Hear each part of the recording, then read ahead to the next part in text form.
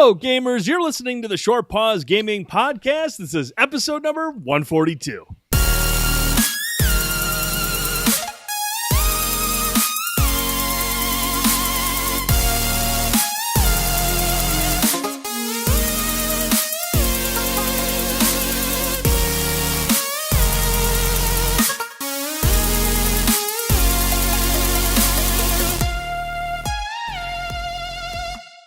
And welcome back to another edition of the Short Pause Gaming Podcast. I'm Brent Fausing, and joining me tonight, the Bens, Ben Holt and Ben Boyce. It's a Ben sandwich, and once again, I'm that thick, succulent meat in the middle. Good night, everybody. Gentlemen, how are we doing today? It's Sunday. It's not Saturday night. It's Sunday. Was battling the flu yesterday, and Boyce, you had a birthday party to celebrate, so it just made sense. Let's move it to Sunday. So here we are, Sunday afternoon. How you guys doing? Pretty good. Awesome. Mr. Boyce? Yeah, doing good, man. It's been a extremely busy week. It's had a lot going on this week. Last 4 or 5 days just been insane. So finally able to get a couple minutes to just sit down here, just relax, talk some games. So looking forward to it. Awesome. How old's the little man? He is 8 years old now. Oh, my goodness. And how was the party? Which is crazy. It was good. We didn't really have a party. We just had just kind of did some activities. Went to the science museum. My son's really into space, so we went to the planetarium there and sat in on that show. We went to Airtime, the bouncing place. I don't know if you guys have ever seen that, but nice. It's pretty wild. So kids love that. We had dinner at the burger and shake place. So. It was a fun day. Sounds like a good evening. That's awesome. Happy birthday to the little man. Thank you. Benner, what's up with you, man?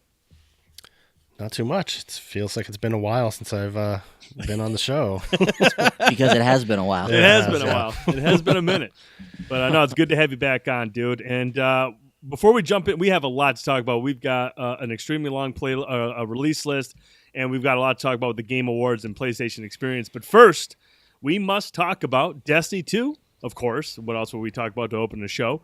But the Curse of Osiris DLC dropped. We've all played through the story. We've all kind of gone through this. Obviously, the strike missions were included in the story, so we've got to experience those. And we kind of got to walk around Mercury, check things out, do the public events. So let's talk about the Curse of Osiris first. Let's get our overall thoughts and opinions of it. Boyce, I know you've been anxiously anticipating this release. We drove through the story. It wasn't very long, but let's get your thoughts on the Curse of Osiris, buddy. I've had fun with it so far. You know, it's once again, this is not going to be like a BAFTA-nominated narrative or anything that we're getting out of Curse of Osiris. And, of course, there's always going to be more that I want from the story of Destiny. But I really like the Vex. They're one of my favorite enemies in Destiny. I love just their whole design, the whole backstory behind them. The lore behind the Vex is really, really interesting.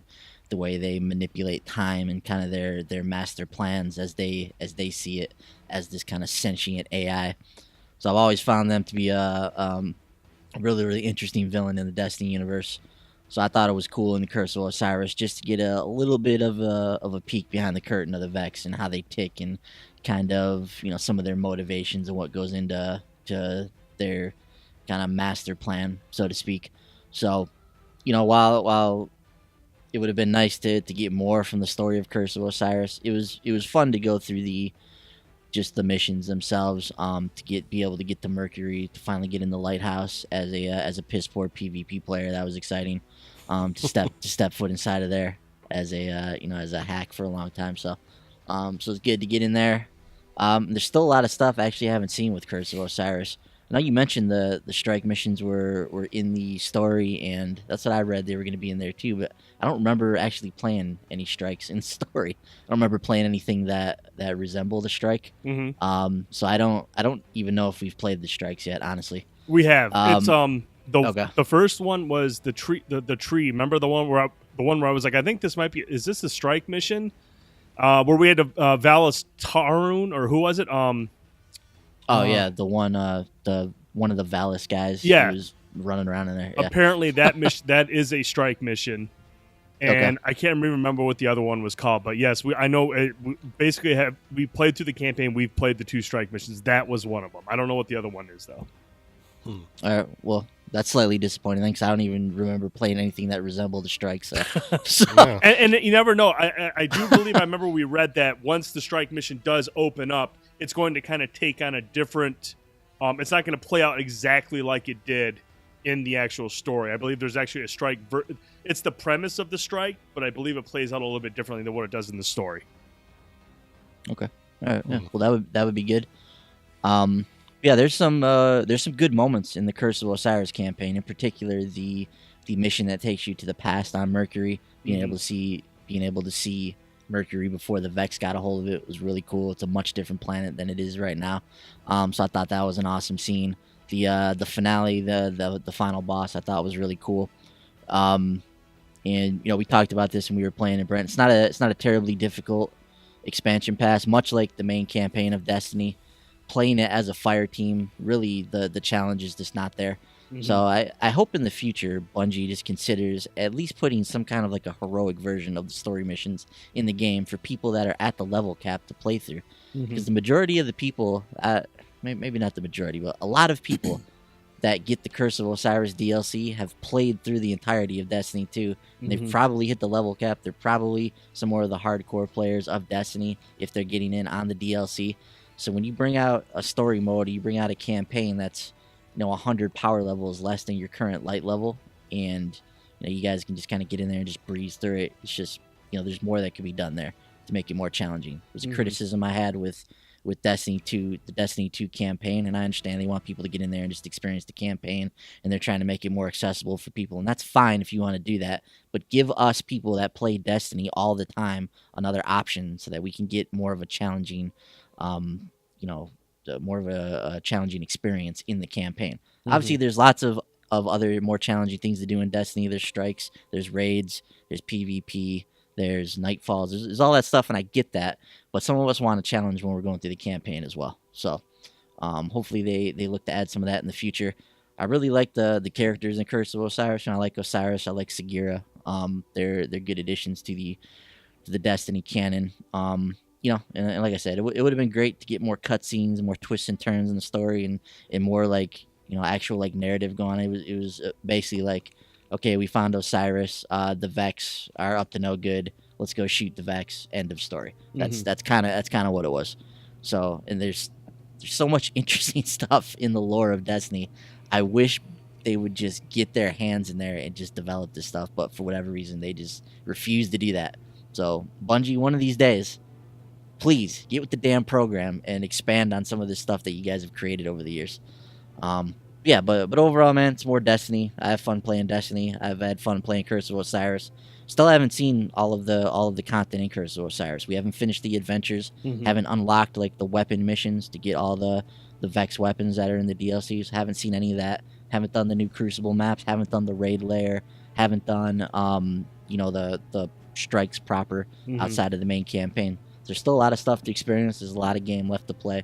And with some of that, I don't want to ramble on here too long, but it's just like with some of the stuff and with some of the people like complaining about Destiny and Curse of Osiris, I'm just like, I don't know what you guys expected out of the Curse of Osiris content. I don't know if you just expected all of a sudden to get another like 10-hour campaign like tacked onto the game. Like, I really don't know what you're looking for.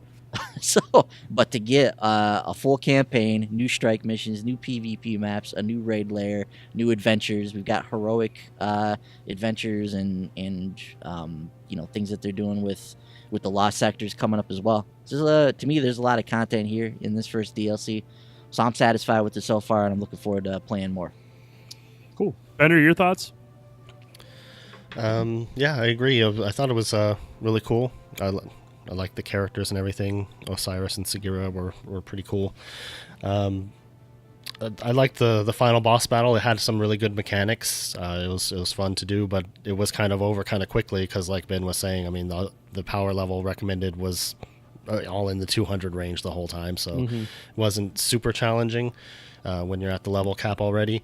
But it was still fun. It was still really interesting. I really like the infinite forest. I like the way that enemies just appear and you don't know which faction you're going to be facing and all that stuff.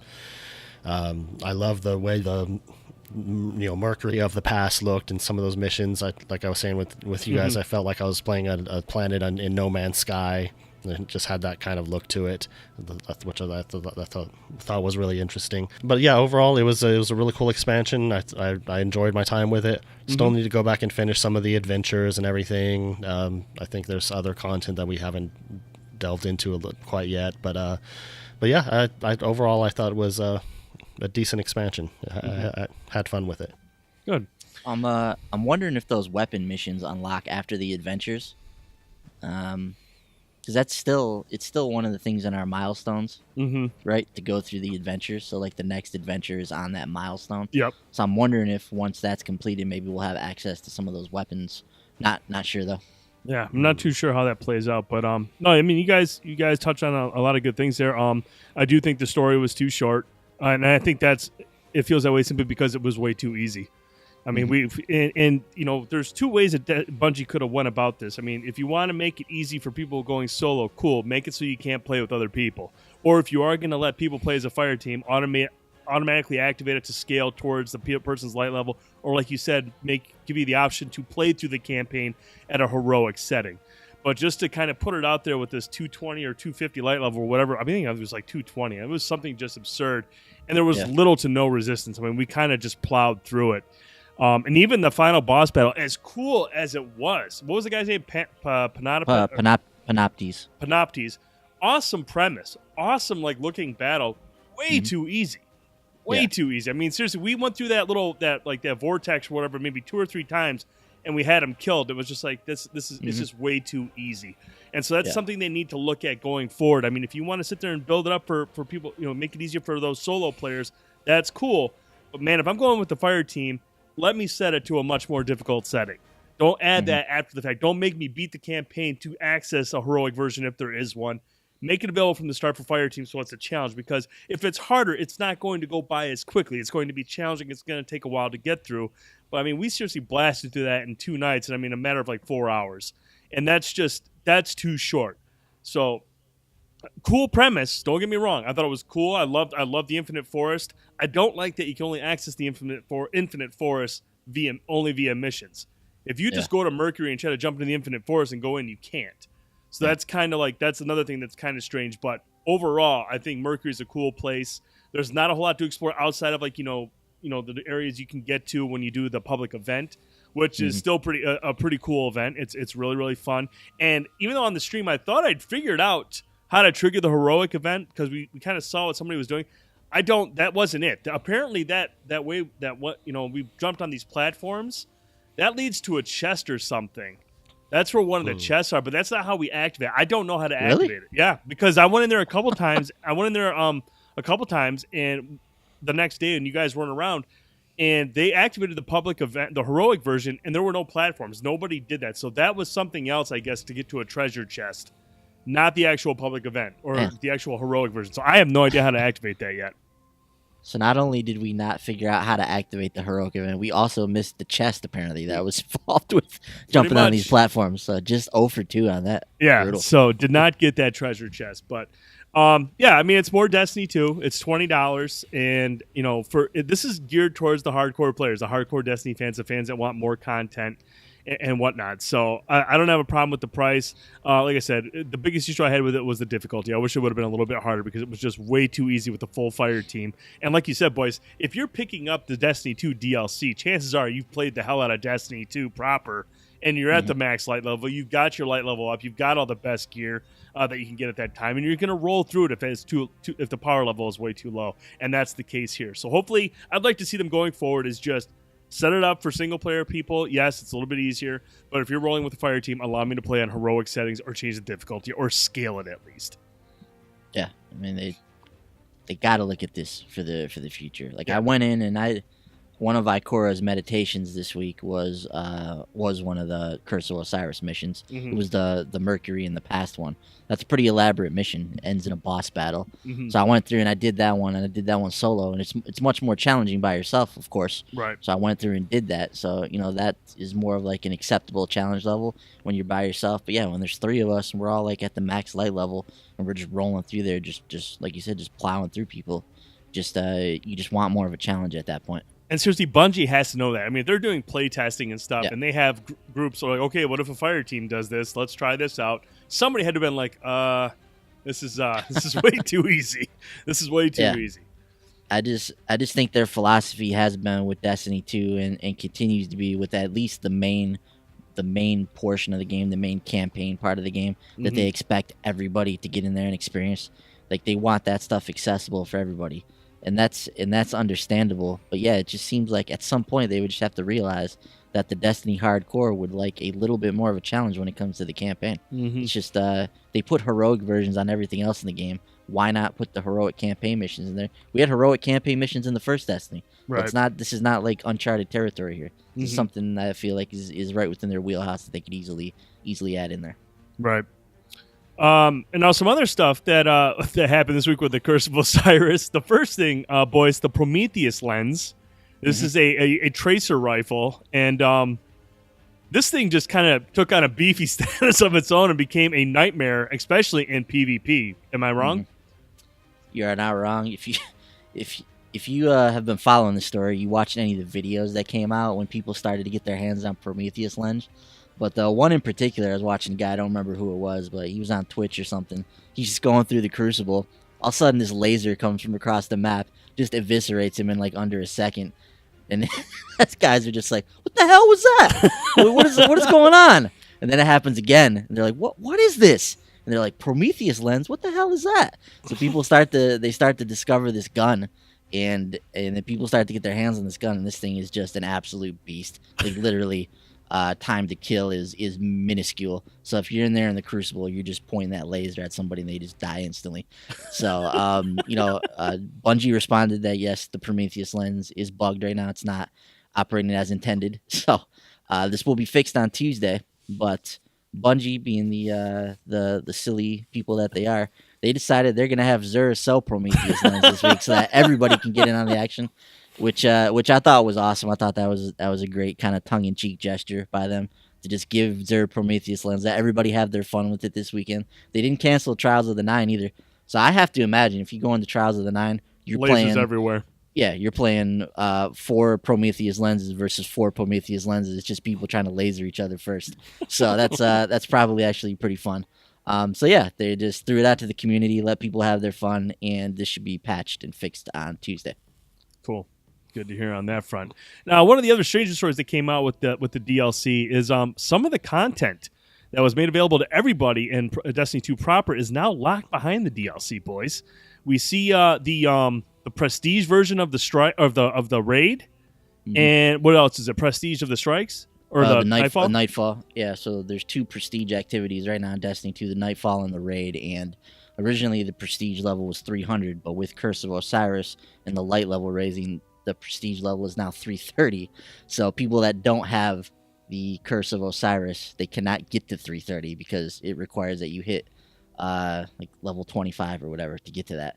So you're stuck on level 20 if you only have vanilla Destiny. And what this does is it locks some of the trophies out for people, so you can no longer get the trophy for the Prestige activity. I think there's something else I might lock out as well as a result of that. But yeah, having the Prestige activity locked behind the that has been an issue for some people. For myself, I have to think that if you're at max light level or if you're dealing with Prestige activities, more than likely you're probably a DLC player of this game. So this probably affects very few people, but I understand why some people are upset by it, and I'm sure it's something Bungie will look at in the near future. Bender, what's your take on that, man? I think they need to fix that. I don't think it's acceptable for them to lock content that is attached to a trophy behind paid DLC. Basically, that means you have to pay extra for the platinum. So they need to look at that and fix that. Either patch the trophy or do something. I don't know. But I don't think that doesn't seem right to me. Yeah, that's definitely something, especially if it's tied to like an achievement or a trophy. That can't be. You can't kind of put that out of reach. I mean, and I think that's where it would have come into play, boys. We talked about how there's no trophy list for for the Curse of Osiris. And it's funny because we all thought that all the DLC from previous Destinies had gotten trophies and achievements, but in fact they didn't. Just the major updates, Rise of Iron, Taken King, those got trophy patches. Whereas in this case, I think, if they wanted to do that, if they wanted to, put stuff behind DLC, I think they should have just separated that particular trophy into like a DLC trophy patch or something along those lines. But yeah, I do think this needs to be addressed at some sort or in some way to allow people access to that trophy. And then one other thing we want to talk about with Destiny 2 real quick. The faction rally returns this week. Do we have any idea what kind of weapons we're going to be looking at, boys? We do. They got some pictures in the Bungie update there. Wasn't 100% sure which, what kinds of weapons these are. Pull the thing up here so I can look at it. But this is going to be our first chance to play the faction rallies in Season 2. So we're going to get a chance to experience what they've changed with that. I believe some of the way the vendors operate will be changed. So we'll have access to more items through legendary shards. We're going to be able to purchase some of the armor and stuff that we see in the pictures here at the very least. But yeah, looks like Dead Orbit. This crop of weapons looks pretty cool. Bender, maybe you can help me decipher what some of these guns are. If I had to guess, so that first weapon, maybe a scout rifle there for Dead Orbit, or an assault rifle. What do you think? Looks like a submachine gun to me. Could be a submachine gun. Cool. Future War Cult. What is that? An assault rifle? Yeah, that looks to me like one. Yeah. And then the Future Monarchy. I thought this one looked like a submachine gun, but it's got that weird attachment at the bottom there, though. That like extended barrel slash silencer. I don't know what that is, but so that one kind of looked submachine gunish to me. But I don't know. What do you think, Brent? In terms of that, boys, I'm going to say the new Monarchy. I'm going to say that's an assault rifle. Just because I believe that looks very much like one that I have.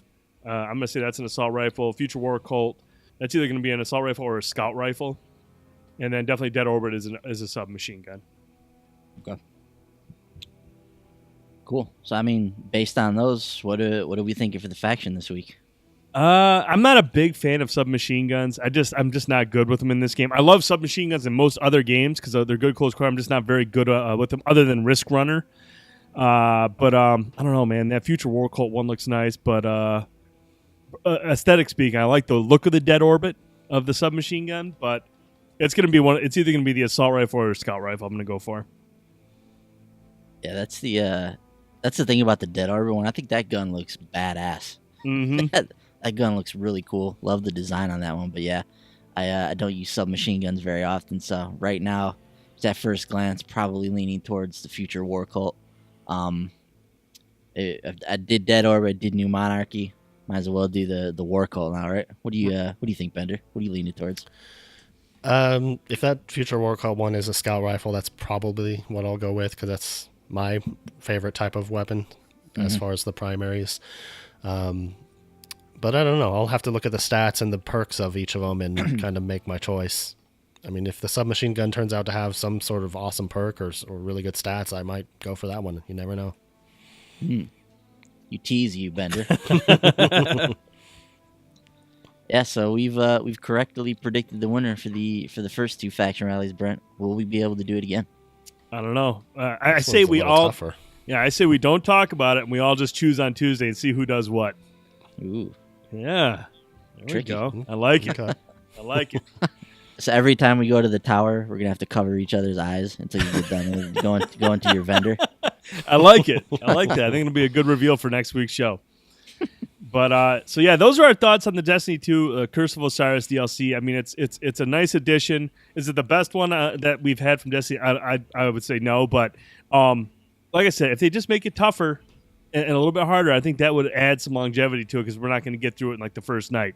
I mean, granted, it took us 2 nights, but if we would have sat down, we could have plowed through it because I think on the second night we only had 2 or 3 stories left to get through. And we got through it rather quickly. So we're. Yeah. I'm pretty sure the tree mission. There's one that's something with the tree, possibilities of the tree, or something along those lines. That was a strike mission. I'm not even sure what the other one was, unless it's the final boss. I don't even know. But we'll have to check that out. But yeah, those are our thoughts on Destiny 2, Curse of Osiris. Mr. Boyce, we got a big release list. Let's get through this. Yes, and continuing the theme of plowing through things on the show, we are. We're going to. You stop it. We are. We are going to plow through the new releases here because it's a big weekend for gaming. We've got the Game Awards, we've got PlayStation Experience, got a lot of stuff to talk about. So let's move through this stuff quickly. All right. So a couple things you missed last week. First off, Mario and Rabbids Kingdom Battle got their Versus mode. That's available now on Switch. I believe that's a free update, if I'm not mistaken. WWE 2K18 is available on the Switch now. Demon's Age, it's a Baldur's Gate style RPG, is available on Xbox One now. Gunbird, a shoot 'em up game, is on the Switch now. Touch Battle Tanks SP, also available on the Switch. Lost Fear, the next game from the I Am Setsuna squad. They have a demo available now for PS4 and Switch. I'm interested in that one. I have not played the demo yet, though. Bender, did you grab that at all? I downloaded the demo, but I have not tried it yet. Gotcha. Yeah, so hopefully I can test that out at some point in the future. Floor Kids, which I think is a game that looks really interesting. It's like a rhythm breakdancing game. The awesome art style. It looks kind of like Behemoth style in terms of its animation. Alien Hominid, those guys. So I think Floor Kids looks really cool. That's available on the Switch now. 80s Overdrive looks like Rad Racer. That's on the 3DS now. Square Boy vs. Bullies Arena Edition also came to 3DS last week. Dreadnought hit 1.0 on PS4 this past week. So this is that kind of in-depth space shooter. Farpoint got the Versus expansion. It's available on PSVR now. Brent, fired this one up yet? No, and I got to make sure I get on there and download that because I really want to play that. This to me is a prime candidate for a short pause stream at some point. I agree. It's a head-to-head multiplayer mode that sounds like a lot of fun. Bet you that would be a nice game to fire up in the old channel. Mm-hmm. The Division got its Resistance update 1.8, which I'm hearing a lot of good things about. A lot of people raving about this update. It's adds a lot of stuff into the game, new modes, tweaks a lot of stuff people have been talking about. I'm completely detached from the Division scene right now, so I have no idea what's in or out of that game or what's going on with it right now. So, but I hear people saying good things about that. That's available now. Everspace got its hardcore mode on the Xbox One and Windows 10, and a bunch of Bethesda titles hit the PS Now lineup. So, be able to go on there and play through that. They're starting to add a lot of PS4 games into this group. But new PS3 games available now: Elder Scrolls 4 Oblivion, Dishonored, Brink, Wet, Rogue Warrior, and High Stakes on the Vegas Strip Poker Edition. On the PS4 side of things, Active Soccer 2 DX, Arcania Complete Tale, Battle Worlds Chronos, Bound by Flame, Brick Breaker, Dungeons 2, Industry Giant 2, Shadwen, Siegecraft Commander, Sparkle Unleashed, Super Dungeon Bros, Tetraminos, and Zotrix, all available for the PS4 now on PS Now. Let's get into this week's releases and our spotlight titles this week. Headlined, of course, by PlayerUnknown's Battlegrounds, coming to the Xbox One, on Tuesday, December 12th. Brent, we've talked a lot about this game on the show over the past few weeks. Not much more to say about it. It's coming out to Xbox One. It's going to be in game preview form. The desert map that we've been introduced to recently, not available out of the box on the Xbox One version, but you'll have access to kind of the traditional PUBG experience that people have been playing endlessly on the PC for the last few months now. Any kind of final thoughts now that Xbox One's version of PUBG is nigh? Yeah, I'm excited to play through it. We're actually going to try to get a stream up this week. JD, our buddy from the Play and Listen Gaming podcast, we're going to try to get up there and do a co-op stream, see if we can squad up and get that winner chicken dinner. But I'm excited to play this on Xbox One. You know, it's a great premise. I mean, it's a very simple premise, but it's a lot of fun when the game's working properly. The PC version has seen improvements since its initial release. It's getting better and better. And how this thing turns out on the Xbox One remains to be seen. We did find out recently that the Coalition, the developers of Gears of War, actually helped out with getting this ported over to the Xbox One. So the developer Bluehole had some help from somebody who is familiar with the hardware, and so I can only think that would benefit them a little bit more, so they have a much smoother launch. But we have to all keep in mind this is a game preview. This is going to be a game that's going to be improved upon over the next weeks, the coming weeks and months ahead. So I'm excited to jump into this, play this game. It's especially the one thing I'm hoping that it turns out well is the implementation of controller support. Obviously, when you play it on PC, there's a deep inventory system where you got to move items around, you got to switch weapons, and you have to do this real time, and where there's 99 other people out there trying to kill you. So how that transitions over to controller is going to be key. We saw the control scheme. They kind of released a post explaining how things work. How that transitions over to console, how well that transitions over remains to be seen. But overall, I'm excited to get my hands on this and try out some PUBG on Xbox One, man. And that control scheme, at first glance, you look at that and there's 5 or 6 different screens you've got to look at to figure out how to control stuff. Oh yeah, I'm just like wow, okay. Yep. So it seems complicated. Seems like they believe they figured it out. So we'll see. Like you said, the main part of that is going to be being able to quickly move through the inventory system and get to what you need to get to in real time as people are trying to kill you. So curious to see how that works. And just to reiterate, kind of my thoughts on this. Very, very curious to see how the console audience takes to PUBG. How they take to a game that's in game preview that honestly is not being marketed as a game preview game very much. I mean, it's got a big campaign behind it. It's got a boxed retail release. I'm really curious to see how people's expectations are going to line up with the actual product that they're going to get out of this game, and if anybody is taken off guard by the fact that this is a game preview game, because PUBG at 24 million sales or something ridiculous at this point. So there's a lot of people that know of this game, but a lot of people that probably don't know how game preview and all that kind of stuff works. Right. So I think there are going to be some people taken off guard. Could be wrong. We'll see how all that plays out though. And once again, PUBG, a very PC game to me. This game just screams PC. Like you said, in terms of its inventory system, in terms of the early access, this is something that's very popular with the PC crowd. Very curious to see how console gamers respond to this. Be watching this one closely. Bender, what are your thoughts on PlayerUnknown's Battlegrounds, man? Is this something you have any interest in at all? Not particularly. It's definitely a phenomenon. I understand the popularity of it, but it's nothing that really speaks to me. So, yeah. I mean, I might check it out at some point down the line, but I don't know. Not right now. Yeah, I hear you. Do you feel like you're missing out by not having played this or not, having experienced this at some point with so many people talking about it? Is that you feel like peer pressure at all to play this game? Not too much. I mean, maybe a little bit. I mean, there are games that I've heard that I hear people talk about, and I'm like, I should probably check it out at some point, but I don't know. It hasn't motivated me yet to check it out, so I don't know if it will when it comes to Xbox or not. Yeah, gotcha. So it's finally here, fellas. Been talking about it for weeks and months.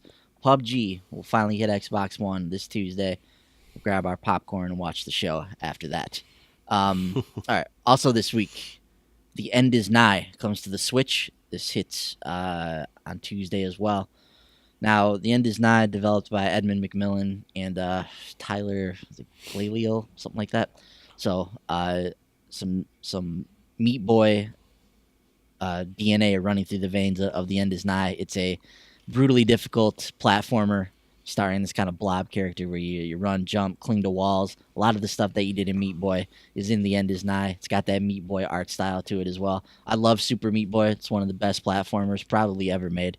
It's just a tightly controlled, just kind of exquisitely designed 2D platformer, and I would imagine that End Is Nigh is going to have a similar result here. This game's been out on Steam for a few months now. It's making its way over to the console space with the Switch version.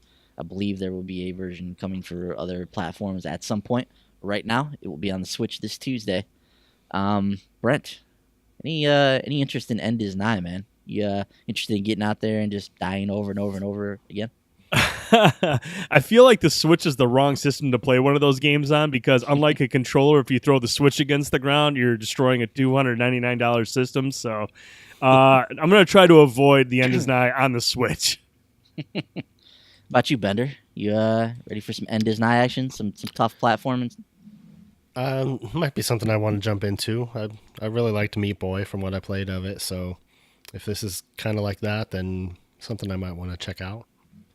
Yeah, definitely interested in End is Nigh. Like I said, Super Meat Boy, a game I absolutely loved. I came to the party about 5 years late when it came over to PlayStation, and I got to experience it for the first time. But that game was an absolute addiction on the Vita. So the End is Nigh is another like really quick paced platformer. I'm sure you die and get right back into the action. That was what made Meat Boy really exciting, and what made it really addicting on a handheld platform.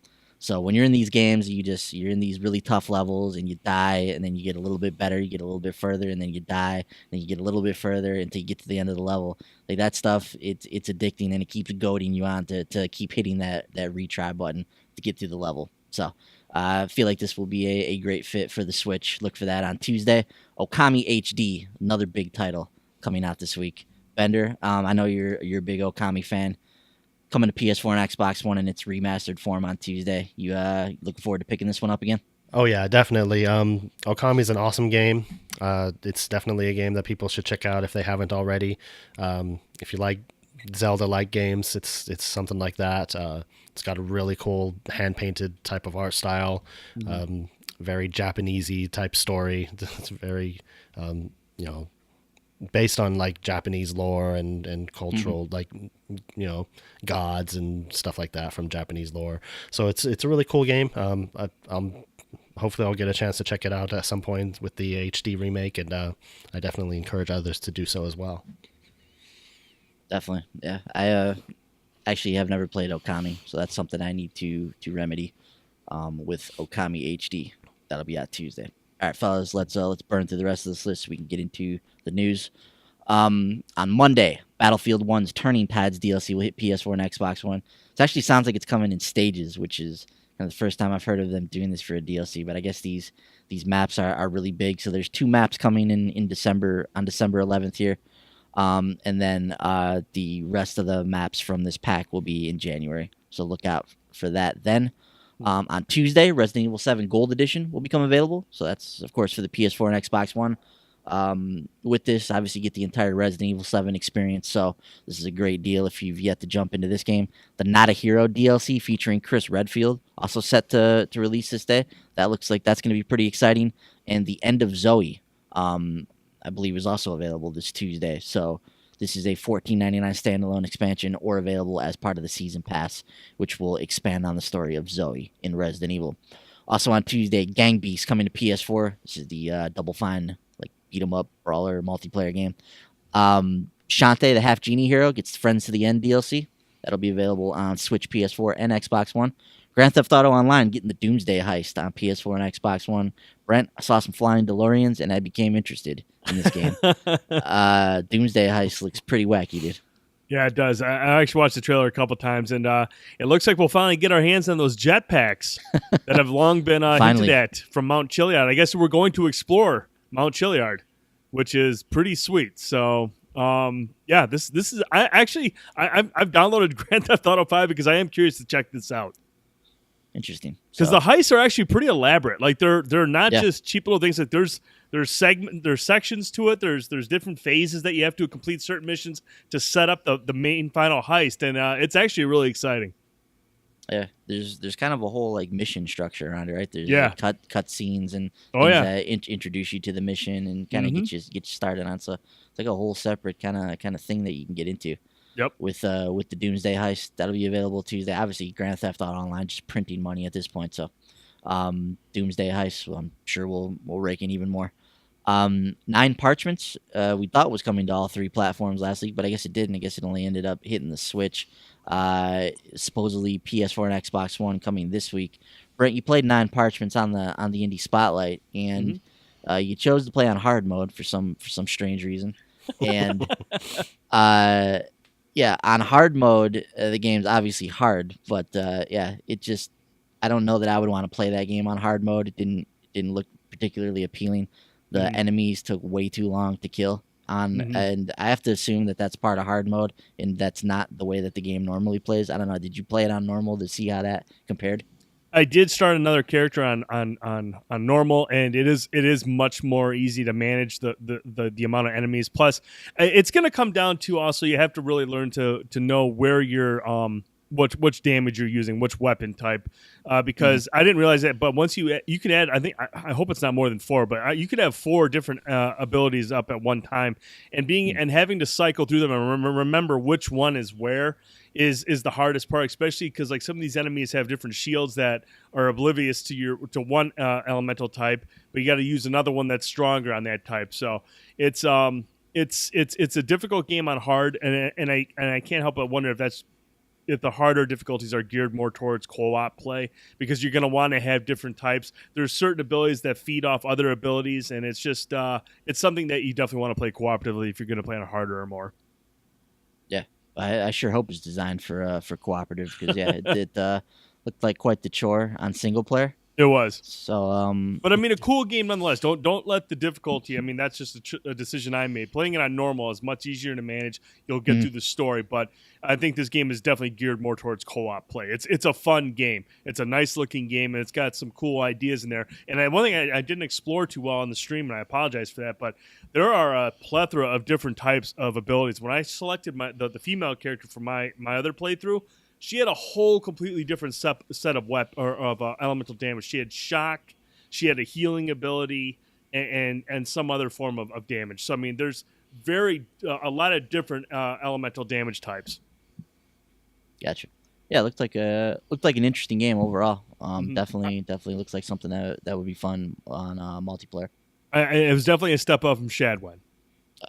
I mean, what isn't a step up from Shadowrun? Probably the worst game I played last year. Oh no! All right, moving on with this list. One More Dungeon hits PS4 and Vita on Tuesday. Roguelike first-person dungeon crawler, Dragon's Lair trilogy, which has been probably on every system known to man, coming over to PS4 this week. Dynasty Feud, which is a really, really cool looking game. If we could get a group together and play this is a like one of those Towerfall kind of games, 4-player multiplayer games. It's got some Smash Brother elements to it. Love the art style in this one. This one looks like a lot of fun. That's on the PS4 on Tuesday. Fallen Legion, Flames of Rebellion. This is the companion to Fallen Legion, Sins of the Empire, which hit the Vita back in July. This is on the PS4 this week. Another Fallen game, Fallen, A2P Protocol, hits the PS4 this week. The Rabbit Hole hits PSVR on Tuesday. Party Planet is available on the Switch. That sounds like a lot of fun. Stern Pinball Arcade hits the Switch. Injustice 2, The Atom, available now, or on Tuesday, for Fighter Pack 3 or Ultimate Edition owners. The Atom looks like an awesome fighter, so definitely download him if you have Injustice 2. Pinball Effects 3 hits the Switch this week. Middle Earth, Shadow of War, the Brutal Difficulty update will be available Tuesday, along with the Outlaw Tribe Nemesis expansion. This is paid DLC part of the Season Pass, so look out for that on PS4 and Xbox One. Ultimate Chicken Horse comes to PS4 on Tuesday. Ark Survival Evolved getting its Aberration expansion on the PS4 and Xbox One.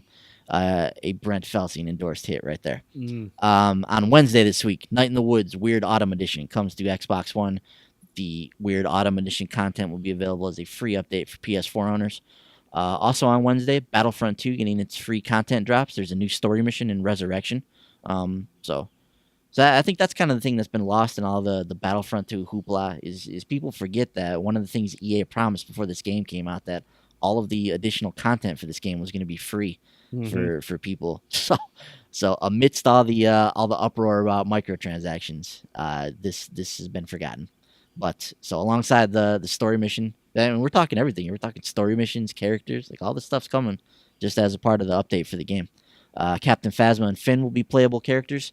The Crate Galactic Assault Map and Dakar Starfighter Assault Map will also be added, and a new vehicle, Tally's A-Wing, will be available on Battlefront 2 this week. So check that out on PS4 and Xbox One. Final Fantasy 15 gets its Episode Ignis DLC on PS4 and Xbox One on Wednesday as well. And just to reiterate, the trailer for this looks incredible. Looks like a really, really good expansion. Looks more in line with, I think, what the intended Final Fantasy 15 experience is. So while some of the other episodes have been more experimental, Ignis looks to kind of fall right in line with what you know and love from your time with Noctis. And then Super Hydora hits PS4 and Vita on Wednesday as well. Thursday, this is Switch release day. So Yooka-Laylee finally hits the Switch. Wolfenstein 2, The New Colossus, The Adventures of Gunslinger Joe. That will be available on PS4 and Xbox One. Mutant Mudds Collection hits the Switch. Enter the Gungeon. Excellent dungeon crawling shooter hits the Switch. Mecho Tales will be available on the Switch. Bleed will be available on the Switch. These are all games we featured on the Indie Spotlight. So definitely go back and check out some of these titles. Bleed's a really cool game. One More Dungeon is coming to the Switch on Thursday. Black the Fall, available on the Switch. If I remember correctly, this is the one that's got some Play Dead DNA in its veins. Polybridge comes to the Switch on Thursday. Arcade Archives Neo Geo The Last Blade coming to the Switch on Thursday. Shantae's Friends to the End DLC comes to the Vita on Thursday. Never Stop Sneaking comes to the Switch on Thursday alongside Block Drop Chaos, a new 3DS only graphical powerhouse for that system on Thursday. Friday, Unepic hits the Switch. Circuits hits Xbox One. Romancing Saga 2 hits PS4, Switch, Xbox One, and Vita on Friday. I remember the Saga series from PS1. Still chugging along here. They've been around for a long time. So this is a remake of the 1993 Saga game. Don't remember what it was called then. I'm not sure if it was called Romancing Saga 2 at that point. But if you're a Saga fan, definitely check that out. Ultimate Chicken Horse hits Xbox One on Friday. It's Quiz Time's a Friday release on Xbox One. Hammer Watch is coming to Xbox One, possibly PS4 and Switch as well. We don't have confirmation on that yet. Future War Reborn is an Xbox One title on Friday. Lost Grimoire 2 Shards of Mystery hits Xbox One. An Artifact Monday hidden object game. And another Saturday release this week, Hiragana Pixel Party hits the Switch. Brent, let's get into this news. Woo! All right. Quick list, or a long list, done very quickly. Well done, Mr. Boyce.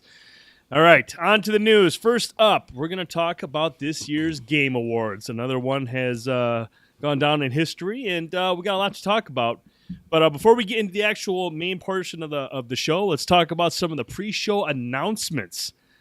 First up, we saw World War Z. This is coming to the PlayStation 4, Xbox One, and Steam in 2018. World War Z is a 4-player co-op game that has a campaign that features survivor stories from around the world, including locations like New York, Moscow, and Jerusalem. Players will be able to use a number of weapons, traps, barriers, and the environment to defeat zombie hordes. This is from developer Saber Interactive, the studio behind NBA Playgrounds, and one of the studios that worked on the Halo Master Chief Collection. This is being developed for PlayStation 4, Xbox One, and PC. Boys, we didn't get to see a whole lot of gameplay. I don't think there was any gameplay, just more or less kind of like a trailer, a story trailer, so to speak. But what was your take on World War Z, man? Do we need another zombie game? I thought it was a strange announcement. Is there another World War Z movie coming out, or? I don't know. Maybe this is a license. Maybe they're doing things differently now. They're like, hey, we'll release the game years after the movie. I mean, I get it. Like you said, Saber Interactive, NBA Playgrounds just came out a few months ago, so I don't know how big Saber Interactive is or how long they've been working on World War Z. But I thought the trailer was pretty uninteresting, and I don't really have too many expectations for this game. Just thought it was strange all the way around. Don't know if this is based on the books or the movie. Obviously, the books are a thing too, so it could very well be based on that. But just thought it was strange. I love killing zombies, but like you said, this trailer was pretty generic. And I don't even know anything. I didn't even see World War Z. I don't even know if that movie's any good or not. Yeah, but far more interested in what Day Is Gone is doing with their hordes as opposed to what we're gonna get out of this game, which sounds like maybe it's a first person cooperative Slayer, maybe something like that. Yeah, and I'm more interested in World War Z the movie than I am the game right now. But Bender, you I know you're hyped for zombie horde games. What's your take on World War Z, buddy? I thought it was a weird announcement too. That movie came out 3 or 4 years ago now, or maybe even longer. Probably longer. Yeah, it's been a while. And just strange, and it didn't look that great. I mean, it was like a really good terrible. PS2 game, maybe. Yeah, and if that wasn't the gameplay, like you said, Brent, oof, man, I don't know what we're in for with that one. Plus, we just don't need another zombie game. Yeah, we've had enough. I've had enough. Yeah, I mean, I love killing zombies, and I love zombie games. That one just didn't do anything for me. So, keep your expectations in check with that one. Another one that we saw pre-show was Vacation Simulator from Alchemy Labs. This is coming to PlayStation VR, Oculus Rift, and HTC Vive in 2018, and this actually looks pretty wacky, man. This is set on a vacation island Alchemy Labs, which previously made Job Simulator, as well as Rick and Morty Virtual Reality, says the game is about recreation, relaxation, and sunburn. And what we saw in the trailer was just basically what you would expect, man. You're sitting on an island flipping burgers with, was it a bunch of robots talking to you? Yeah, that's what it was in Job Simulator too. Oh, okay. It's robots trying to simulate what humans do, and you have to do different tasks for them. Yeah, so it looks pretty interesting. I was gonna say, I know you were a fan of Job Simulator. Did this strike a chord with you? Yeah, I only played the demo for Job Simulator, but it did look. It was kind of wacky and fun from what I played. So I never actually picked up the real game, but I might have to pick it up and play it before this comes out. But yeah, just looks like a interesting, wacky, crazy PSVR experience. Mr. Boyce, any interest in Vacation Simulator? Heard a lot of good things about Job Simulator. I thought it was funny when they were talking to these guys, and they were like, the natural progression from your job is that you go on vacation. So that was like, the kind of the impetus behind Vacation Simulator. But yeah, I do want to test these games at some point because I have heard so many good things about them in terms of their VR impact. Mm-hmm. Yeah, no, it looks pretty wacky. I never played Job Simulator. I only know about what Bender told me about it. So, Yeah. I'm always cool. I'm always down to try something new in VR, and this looks pretty funny. But the next thing that we saw in terms of VR was probably one of the more interesting trailers. And my gosh, it was this thing. Right out the bat, we got an F-bomb, and this is Accounting Plus. This is coming to PlayStation VR on December 19th. This is from the creators of the Stanley Parable and Rick and Morty. And this is a nightmare adventure comedy by Crows. Now, Boyce, again, to say this trailer was crude is putting it gently. I mean, this was just F-bomb after F-bomb after F-bomb and caught, I think, everybody off guard. What was your take on this trailer, bud? Yeah, game looks like absolute insanity. Accounting has been on either Oculus or Vive. I believe it's Vive, maybe, that this game has been on previously. And now they're bringing the game over to PSVR in the plus version, which they've added a few things to, including a super secret zoo level, as Justin Roiland explained. So, yeah, I mean, it just looks like absolute insanity, man. Like you mentioned, the guy who's dropping the F-bombs, that's Tree Guy. Yeah. He lives in a tree and gets frustrated when people are in his world. So that's kind of some of the stuff that we're dealing with here. They show Ashley and Carlton the cool night. So they are listening to rap and summoning the devil. There's Zing, who's just like this crazy. He's described as Rich Fulcher in video game dog form. So these are like some of like the crazy enemies or characters that are going to be involved in this game. I have no idea what this game is. I assume it's some kind of just insane like narrative adventure game where you just meet all these crazy characters and do these crazy things. So definitely intrigued in this one. December 19th, not too far away. So next release list, we'll be seeing this one. Now, Bender, I know you're a big fan of Rick and Morty. What was your thoughts on Accounting Plus? I mean, are you able to squeeze this by a couple of Bender's rules to try it out? I might have to make some exceptions for this one. I love Rick and Morty, and this looks like this has that same type of Justin Roiland Rick and Morty humor, and it sounded like he was doing a lot of the voices on it too. So that was really cool to hear. It just looked insane, just like lots of randomness and craziness going on. So yeah, I might have to just try this one out just to see how crazy it gets. Yeah, I have a feeling it's going to get very, very crazy because, I mean, I'm sure there's stuff they can't show in a trailer, but if they showed what they showed, it kind of gives you an idea of what to expect from the rest of the game. Mm-hmm. So pretty wacky reveal there. And then, lastly, the biggest thing that we got from this was probably the shortest thing that we got from this, but From Software made an appearance, and they teased their next game. And when I say teased, I mean a very, very, very short tease. Like, I don't even know what the contraption was that we saw. Did we even decipher what that was, boys? It looked like something twisting with some tension, obviously soaked in blood. Yeah. And, it fits in line with what we expect from Software, but we just don't know what the hell this game is. And to make matters worse, we're not going to get any new info anytime soon. I mean, somewhere in the next 12 months, they said. But obviously, very little to show about this game. They said it'll be shown in the next 12 months, and this is from Software President Hidetaka Miyazaki has said the studio is finished with Dark Souls, but wouldn't rule out making more Dark Souls like games. So, no idea what this is. I mean, you and I talked about it after the reveal, thinking, okay, if all we're getting is a snippet here. I refuse to believe we're going to go this whole weekend without hearing anything about this game. And immediately it dawned on us, hey, look, they got to be at PlayStation Experience. This has to be some kind of maybe possibly a Bloodborne 2. Because at the end of we got the short trailer, and then at the very end it says Shadows Die Twice, period. And that's all we got. And, we all thought possibly going to be a PlayStation Experience. No show whatsoever. So, boys, what's your thoughts on this one? What could it be? Yeah, like you said, the briefest of trailers, maybe 15 seconds.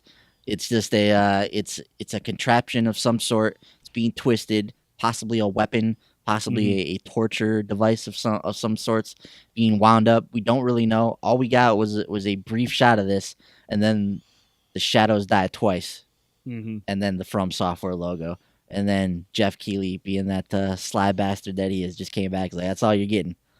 And he knew what he was doing. He knew he was riling up the people and not giving us anything.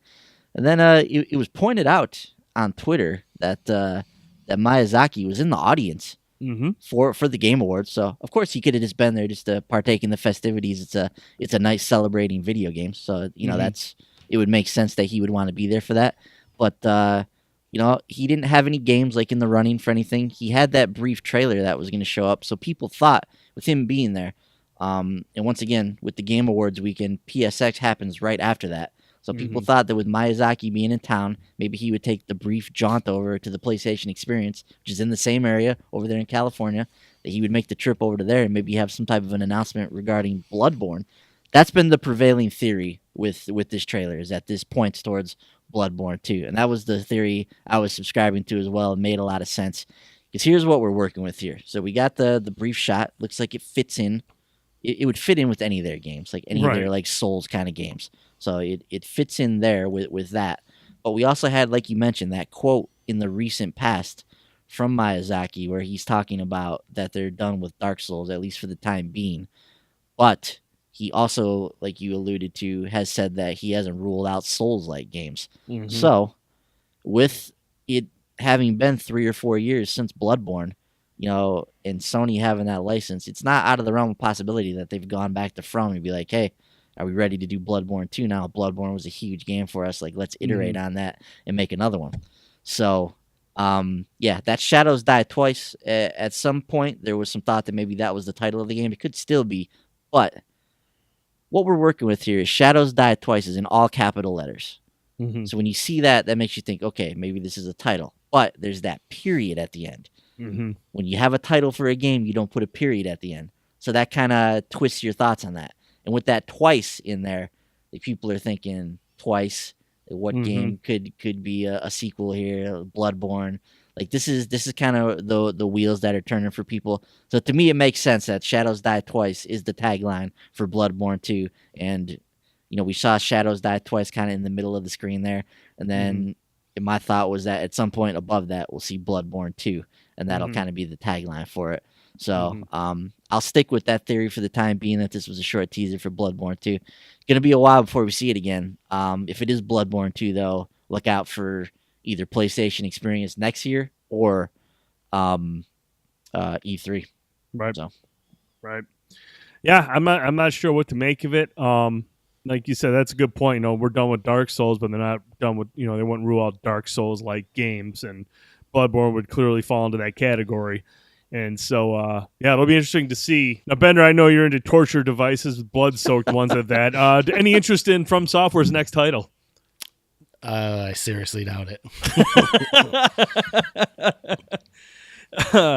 Well, one more thing that From Software talked about was in a recent tweet, which was translated by DualShockers, From Software said this: "There is nothing we can announce right now, but we don't intend to end the Armored Core series as it is. So we'd be happy if you could wait a little longer." So it doesn't sound like the Armored Core series is going away either, but nothing to announce at this time. But possibly down the road we'll hear something from Software in that regard.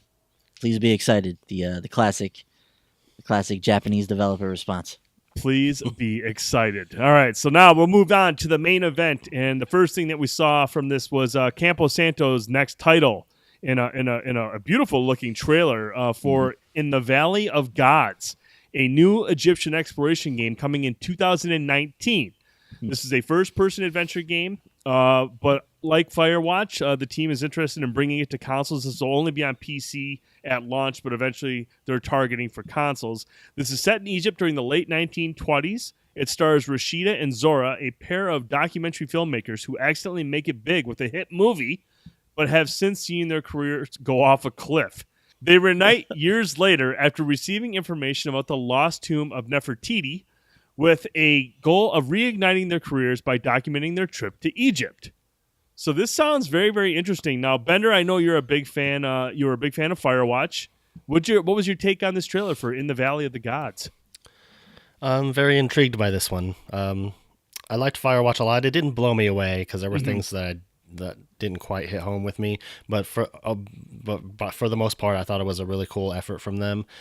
So I've been looking forward to seeing what they would do next.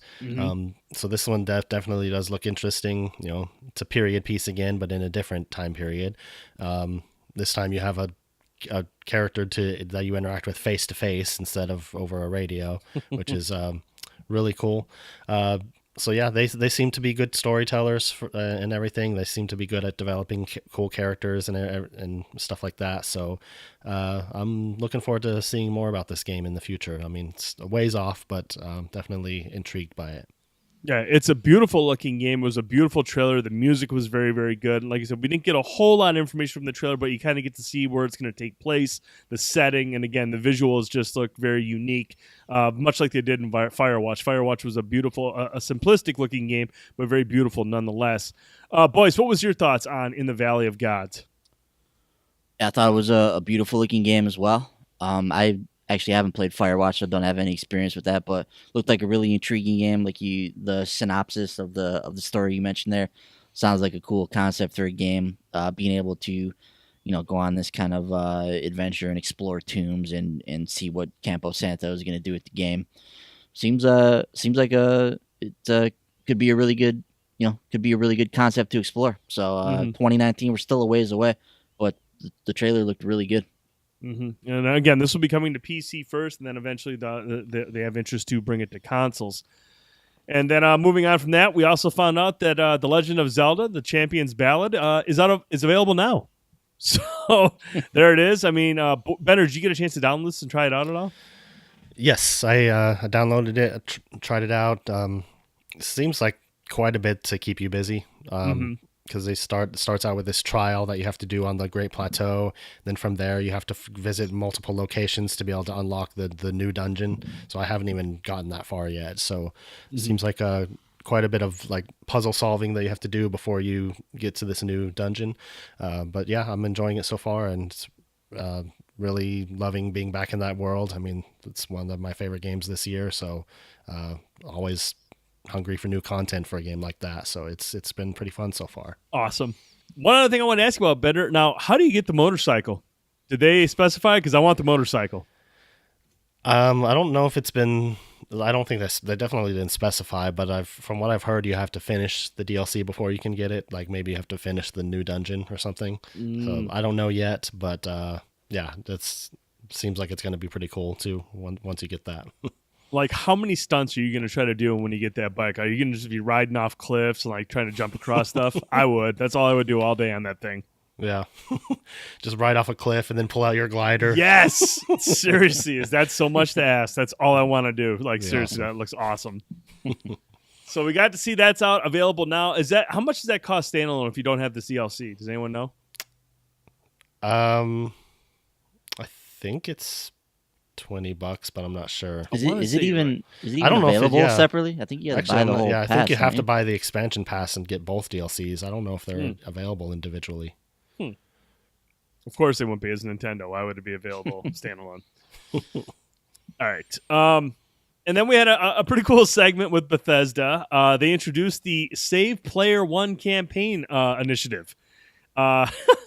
This is off their website. Gaming, like life, is often about social interaction, a time to join with others in a common cause or to simply exercise a few demons with some cathartic virtual carnage. But sometimes you just need a little time away, a place where you can go to escape the vicissitudes of everyday life. I feel like my head just exploded saying that word. You know what that word means. And that's where a great single-player game comes in.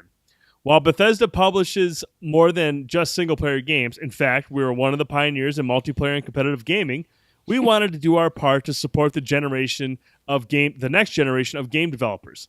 That's why, as part of this effort, we're donating $100,000 to the ESA Foundation to provide scholarships for future developers, the talented young people who might one day make an amazing single-player game that you'll love. Established in 2007, the ESA Foundation Scholarship Program supports women and minority students in their pursuit of earning a computer science or video game arts-related degree.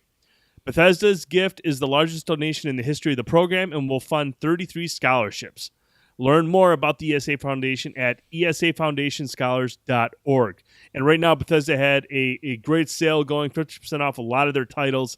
And I just thought this was really cool. They had Linda Carter, who obviously voiced a character in Fallout New Vegas. I love Linda Carter, so it was good to see her right there. But very cool initiative that they're doing here, and I like how they're trying to save that single-player experience, boys.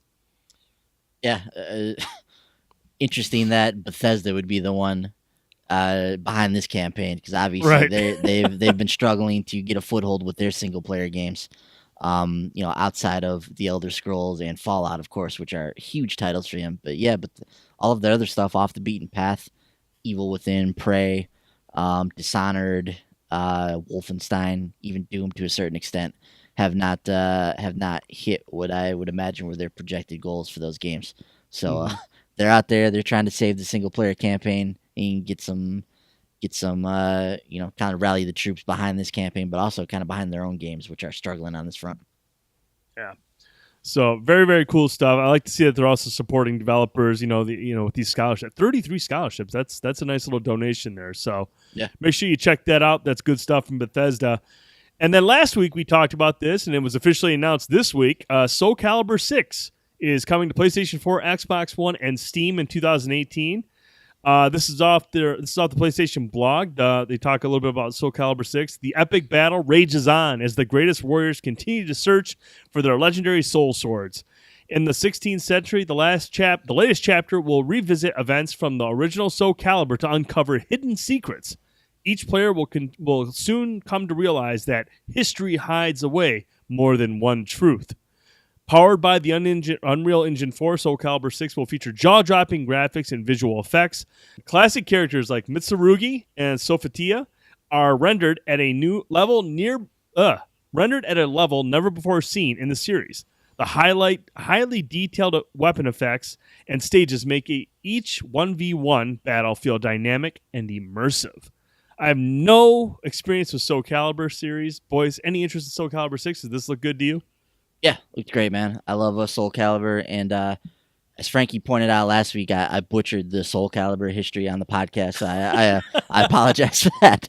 So just to clarify, Soul Blade or Soul Edge was the game that was on PS1. Soul Calibur, which was the kind of the official start of the Soul Calibur series, that was on the Dreamcast. Soul Calibur 2 was the one that was on PS2, Xbox, and GameCube, and that's what had Link and Spawn and Hayachi. Then there was Soul Calibur 3. Soul Calibur 4 on PS3 and 360 had Darth Vader and Yoda. They were the kind of special characters in that. Then we had Soul Calibur 5, also last generation, and now we're at Soul Calibur 6 this generation. So now that we've cleared up the history, Soul Calibur 6, looked great, man. Mitsurugi is my favorite character. I always use him, so it was cool to see him in the trailer doing his thing. Saw some of his classic moves in there. But I'm excited for this game, man. Soul Calibur is a great series, always been a great fighting game. Just the fighting game renaissance continues, man. I mean, if you're a fighting game fan, these last few years and these last couple generations really have just been kind of a boon. Ever since Street Fighter 4 kind of came on the scene last generation and reignited the fighting game scene, we've just seen really stellar game after game come out in the fighting genre, and it's really cool to see. So no better time for Soul Calibur 6 to get back into the mix it's always been kind of a unique fighter in the way it handles its weapons based combat. So I'm personally excited to see it back in the fold, man. Cool. Sounds like a big waste of time and resources. Just kidding. Absolutely. Kidding. Huh? I'm just kidding. I know there's a lot of Soul Calibur fans out there, and you'll be happy to know sometime in 2018 you'll be able to play Soul Calibur 6. Moving on to Fortnite. Man, Fortnite just continues to add awesome stuff, but does it very strangely. Firstly, Fortnite added a new 50v50 team battle, but it's only for a limited time. Now, the 50v50 last team standing mode is now available, and it ends on December 17th. So you'll be able to hop in there now, 50v50 team deathmatch, last team standing with all the building elements that you would expect from Fortnite. There is no word on whether this is just a trial run and that the mode will return later, but Epic Games does say that additional unique game modes are in the pipeline, so we can expect a variety of new Battle Royale modes to drop in the future. Whether they land in a rotation or stay permanently remains to be seen. But again, Fortnite just continues to add these modes that, to expand upon that universe and give players something new to try. 50v50 sounds pretty fun, though, boys. Yeah, and I've actually heard people really, really like this. I heard it's a really cool mode when you get in there and play it. And from what I understand, this is free, right? Right along with the Battle Royale mode, it's part of that. So you just download the free Battle Royale thing, and then you can get in there and do 50v50. Sounds pretty wicked, man. I need to get in there and try Fortnite at some point. This is a game, like you said, that keeps chugging along there. What are they, over 8 million players now or something like that? So they're kind of ascending the ranks here. They kind of had an interesting strategy when they came out, where it was a game that was still in early access, but it was like a full-priced game. And but through what they've done with the game, though, they've been able to find an audience. And with some of this free stuff they've been doing with the Battle Royale mode, like to have a free Fortnite Battle Royale mode placed up against some of the other Battle Royale stuff that's going on with things like PUBG is very enticing for people to get in there and experience that particular genre. So I need to get in here and play this, man. Now, Bender, I know you're not interested in PUBG, but I mean, I look at Fortnite and I see a Bender game written all over. I mean, just that wacky art style, some cooperative elements to it, lots of building strategy stuff. Any interest in Fortnite, man? Possibly. I do like the art style, and I've seen a little bit of gameplay. I watched JD play it one time when he was streaming it, and it seemed like an interesting game. It seemed like there was more to it than just running around shooting people. So, I mean, it's something I might be wanting to check out, especially if it's free, Right. I want to check it out at some point. Yeah, I got to get in there and try. I know I have Fortnite downloaded. I got to try out this 50v50 mode, man. Like I said, I can only imagine the type of bases people are building in this mode. I mean, if you got 50 people on your team and you're building stuff, I bet you it gets pretty elaborate. So I imagine people building like these awesome castles, like huge castles for enemies to get through. That sounds actually pretty cool. One thing that creative director Donald Mustard didn't shy away from, though, was talking about crossplay. Responding to what seemed like an unrehearsed question from Jeff Keighley regarding crossplay, creative director Donald Mustard appeared genuinely upset that Fortnite players can't play with those on other platforms. And this is what he had to say. Look, Fortnite is even better when you're playing with your real friends. And due to platform restrictions, there are some players that aren't able to play with their friends and are left out. Gamers want crossplay, and we are committed to doing whatever it takes to make that happen. Players deserve it. And so obviously this is it's no secret that this is a shot towards Sony, and and this is going to be something that's going to be constantly talked about. And I think it doesn't help that how seamless it seemed to work that one night where everything was able to just play. Everyone was able to play with one another for whatever reason. Players in Fortnite on PS4 were playing with players on Xbox One. It just seemed very like it really seems like we always talk about it. Just flip a switch and you're online playing together. So, I mean, obviously there are developers. I know we talk about like, oh, it's not, it doesn't really bother me. And it doesn't really bother me not to have crossplay. But if it's that simple, I think it goes away from, well, we don't know what goes into it. It's obviously very simple. And why Sony refuses to do it, I don't like the Jim Ryan explanation is the dumbest thing I've ever heard. So I don't even want to hear that as a reason. And it's if they want to say it's a security issue, that's fine. Explain it so I can understand it. But if it's as simple as that, man, for it to work, I'm getting to the point where I just don't think there's any reason for it not to be there. I think this is something that could be easily done away with if they just allow it. If it's that simple, what's the holdup? Well, here's the thing, man. The reason this question came up is Keeley was alluding to that situation a few months back where, like you mentioned, Fortnite players were playing together. Yeah. And we talked about it being just as simple as flipping the switch and that thing's ready to go. So they flicked the switch down, turned that off. But, yeah, like you mentioned, seemed like it was working fine for those few hours when it was active there. And, you know, this has been a theme on the show the last few weeks and months here. But video games are a business, man. And business-wise, there's just not a lot of reason for Sony to do crossplay right now. Like you said, they're the industry leader right now. So why they would want to open up their platform to other platforms, it doesn't make a lot of business sense for them right now. Now, you could, talk about like the PR implications of doing something like this. So, in maybe these requests and these calls for crossplay become louder in the weeks and months ahead. We don't know. But right now, I just don't think there's enough of an uproar about this for Sony to really make a move on this right now. Like they have the industry leader right now. One of their things is, hey, you can come over to PlayStation 4 and be a part of the 70 million gamers that are on this platform by buying our platform and getting access to games on our network. That's a carrot that they have to hold over the other developers right now.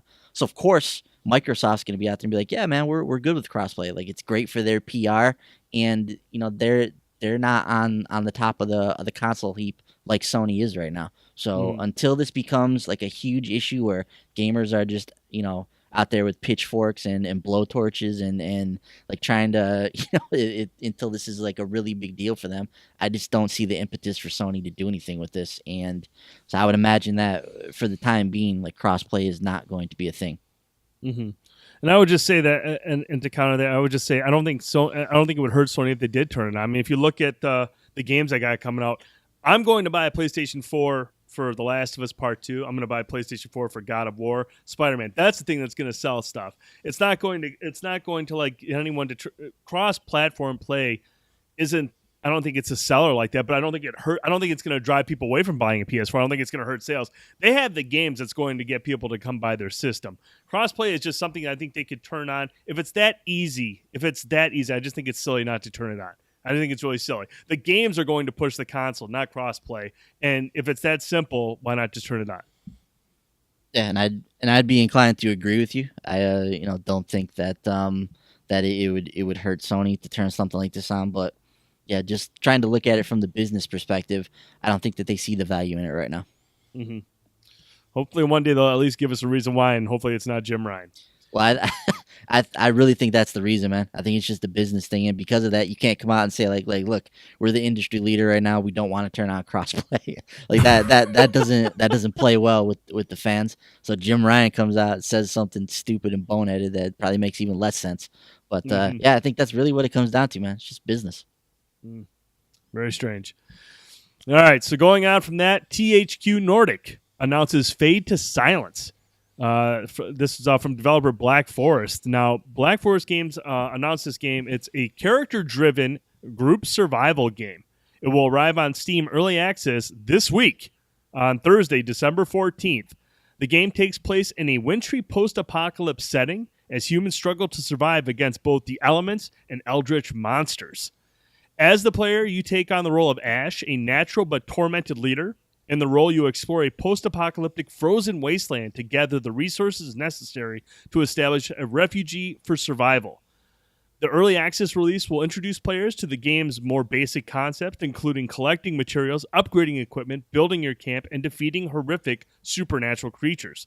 Fade to Silence promises dynamic, accumulating snow, real-time snow trails, and completely immersive weather effects.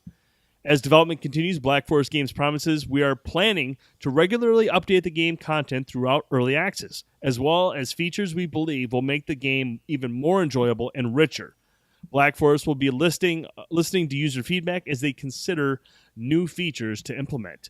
Now, this trailer actually looked really, really good. The game looks to be running very, very well, and I love the premise. I love anything post-apocalyptic, and I love winter. So, obviously, I don't love winter in Michigan because it's really cold, but I love winter settings in games.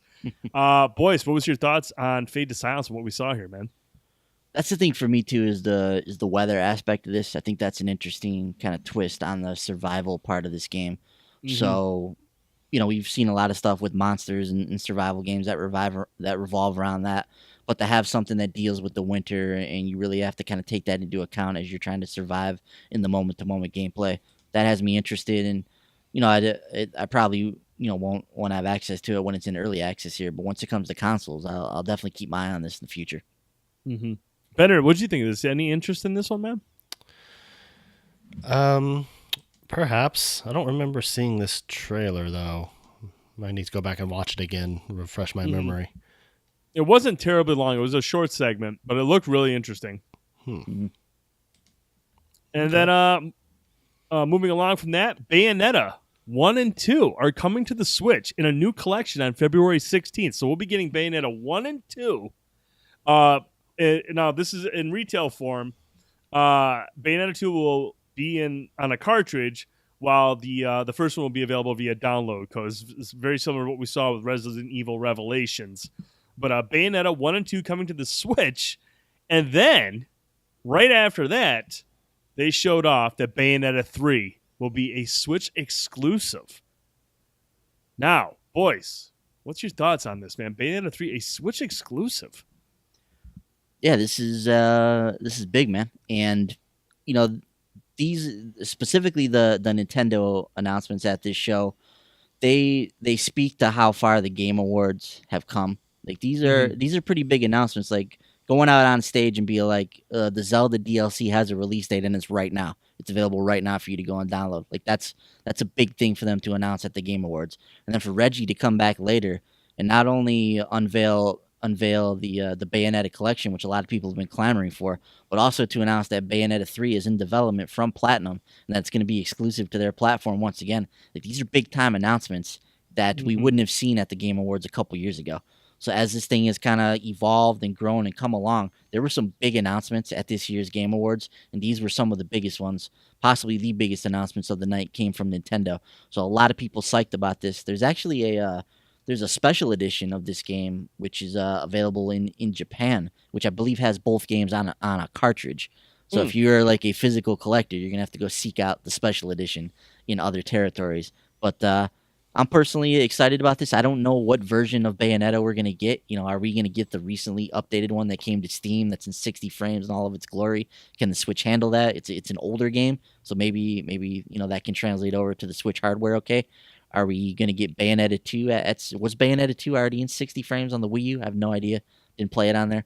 But I like Bayonetta. I've always liked the Bayonetta games from what I played. I never played 2, but I played 1. And that was on PlayStation, so I haven't played like the upgraded version of it. So, so I definitely will be on the lookout for this on February 16th. And then to know that Bayonetta 3 is in the pipeline too, that's good stuff for Switch owners. Now, I never played any of the Bayonetta games, but I am interested in picking this up. Benner, any interest in these ones? I might have to pick these up. Just Frankie seems to really enjoy these games and he seems to be excited about it. I never played the Bayonetta games before. I like her design as a character, though. I mean, she seems like an interesting franchise. So I might have to jump in and just see what these are all about now that they're all finally coming to the Switch. I think that's a good thing that they're porting them over. And man, Bayonetta 3 is an exclusive. That's just a big get for Nintendo, man. And that just speaks to the Nintendo Switch and how appealing it is to gamers, and developers are noticing that now. And to get somebody like Platinum Games to come on and make a big title like Bayonetta 3 on their platform, jeez, I mean, the Switch is for real. I mean, I don't think there's any more uncertainty. I mean, this thing is selling, it's attracting developers, and it's getting the big titles now. And this is really just a continuation of the goodwill from Bayonetta 2. Bayonetta 2 was a game that was in limbo. Nintendo came in, saved it. They helped fund it and get it on their platform on the Wii U. That's why it was exclusive to the Wii U.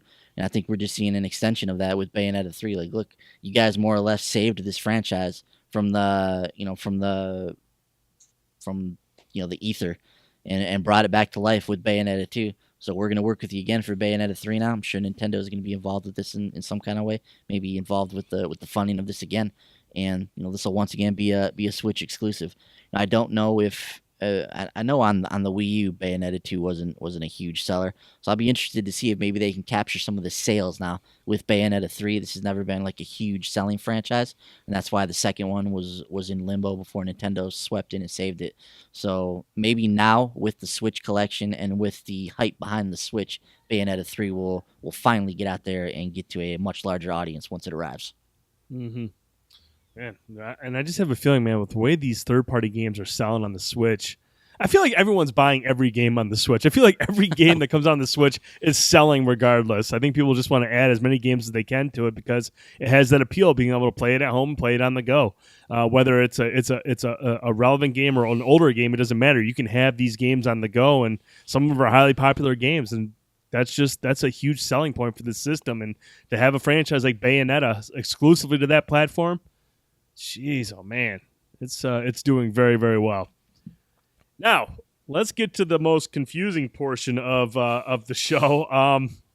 We got an 8-minute story trailer for Death Stranding. We got to see more of Norman Reedus, and 8 minutes of what is what I got. Now, we have seen 3 trailers for this game, guys, and I can't tell you one single thing about this game other than Norman Reedus is in it. Bender, I want to come to you first. I know we're in the Discord chat trying to figure out what is this game about. What was your take from the trailer, man? I mean, any guess whatsoever what this game is going to be? I still have no clue. Like you said, you would think after 3 trailers, for most games after 3 trailers, you have a pretty good sense of what the game is. I still have no idea what this game is. I don't know if it's going to be like a horror game or an action game or a visual novel or a match 3 puzzler. I have no idea what Death Stranding is going to be. These trailers just get more and more bizarre. I mean, definitely intriguing. I do want to know what this game is going to end up being, but I mean, Kojima just keeps showing us more and more, and I just get more and more confused. I really want to know what this game is. Boyce, you have talked about in the past how you hate trailers because trailers give away too much of the story, and you don't want things to be spoiled. We're 3 trailers in, man. Do you feel like anything's been spoiled? No, definitely not. And I loved this trailer, man. It's wild. It's out there. It's insanity. But yeah, like everything we're seeing is so interesting. Like we're seeing these. We saw these floating creatures or these beings of these godlike beings that we've seen floating around in the trailers. They kind of touched down in this trailer. So we saw they're attacking this group that Norman's with. We saw one of these giant things. It reminded me of like the Mist, like those monsters that are in the Mist in that movie. Like it had that kind of a vibe to it. But there's so much interesting stuff going on there. There's sci-fi, there's horror, there's elements of a lot of movies that I really like and enjoy, and I'm just really intrigued by what's going on with Death Stranding. And if Kojima wants to bring like a crazy 8-minute trailer to the Game Awards every year, and that's what we get from Death Stranding, I'm actually like okay with that. I like seeing this stuff.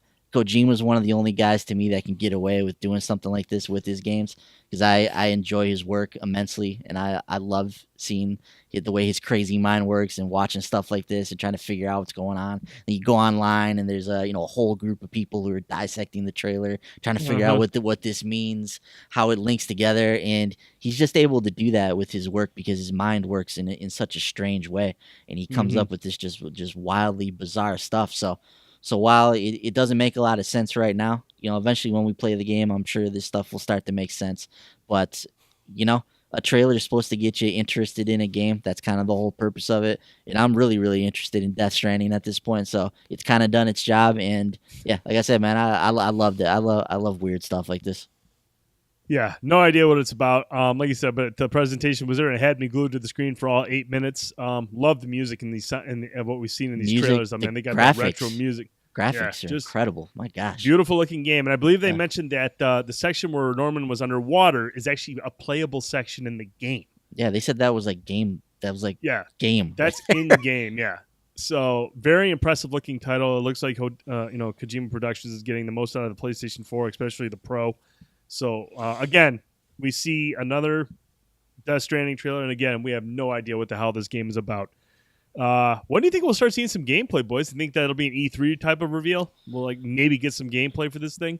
Yeah, I'm not sure if it'll be this E3. I really have no idea how far along this game is or how far away it is. Obviously, they've done a lot of work with trailers and actors. We've seen Mads and Del Toro and Reedus. For how long has it been now since this game was initially revealed? It's a couple years now, or I want to say, was it Game Awards last year? I think it was longer than that. I want to say it's been 2 years. Yeah. Kojima was at PlayStation Experience, wasn't he, when he first showed Death Stranding? Didn't he come out on stage and last maybe year it was Game E3? Awards is the one where Kojima got the Industry Icon Award. And 2 years ago at Game Awards was the one where Kojima was still with Konami and he couldn't attend. He wasn't allowed to attend. E3, Gotcha. So E3 between those? It must have been the E3 that we first saw Death Stranding, because I think Kojima came out on stage at that one and kind of unveiled the first trailer for Death Stranding. Yeah, because that would make sense, because we saw E3 and then E3 this year. We got another trailer, and then at PSX this year. So yeah, that makes sense. So maybe it's been a year and a half. Yeah, so at least a year and a half. We don't know how long this idea has been gestating, or if he brought over some of this work. Maybe he was working on this in the background at Konami. We don't know. He obviously had this idea when he came to Sony, because the wheels have been turning on this very quickly, and things have been coming out. We've been seeing stuff about it. He obviously has a vision for this game. From everything we've heard about it, sounds like it's going to be a third-person adventure game. When it's all said and done, that's what Kojima does. So, yeah, I don't know how far away this game is. I don't know if this E3 is the one that we see gameplay footage at, but I feel like Kojima's shooting for 2019 on this. He said as much in an interview when he said it was he referenced Akira coming out around the year of that movie, which I think was set in 2019 or 2020, something like that. And he said it was going to be a year before it. I don't remember the exact quote, but it sounds like he's shooting for 2019. So it could very well be that we see something at E3, maybe next PlayStation Experience. We see something from it. I don't know, but I think sometime in the next 12 months we may see some gameplay on this game. I hope so. I really hope so, because maybe we'll get an idea what the hell it's about. You mentioned Mads. He actually kind of hinted at his role with an interview with IGN Japan this week. He had this to say: the characters are very dualistic in Kojima games. There is no such thing as a bad guy or a good guy in his games. It is a challenge. You have to go through these characters to achieve certain things, and it's also a learning curve. And they will be an obstacle for you sometimes, and sometimes they'll be a help to you. Michelson also went on to suggest that the roles of Death Stranding characters may shift as the plot unfolds. Kojima games are not as black and white as Hollywood is sometimes, so there are more nuances of gray in his world. You'll have to encounter these characters in different ways throughout the game. So Mads kind of giving you a little bit of a glimpse into what to expect, but again, much like the trailers, no idea what the hell he's talking about. So interesting. Can't wait to see what we can get from Death Stranding, hopefully at E3 or PSX next year. Yeah, man.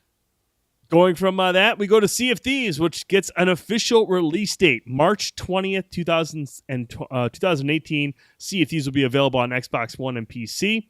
We also found out that there'll be another closed beta another beta at some point prior to launch. We don't know when, but there will be a closed beta. Anybody who has been in the alpha and all that testing will automatically be included in the beta. So when that goes live, you'll be able to try that out as well. We also saw a new controller. A new Sea of Thieves controller, which I actually kind of dig. It's kind of a cool retro-looking controller with some nice color designs to it. So not a bad-looking controller at all. Boy, Bender, I see you nodding your head. You like that controller? I think it looks pretty cool, yeah. Definitely a cool design with the green and purple and all that stuff. I like it.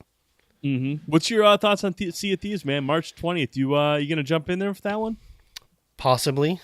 I'm getting more intrigued by it. I mean, I played the little bit in the technical alpha or whatever they call it. I guess I can't talk too much about it, but just playing from that is making me want to check out the final game. If they do like an open beta for the final version, then I'll definitely jump in and check it out. Mm-hmm.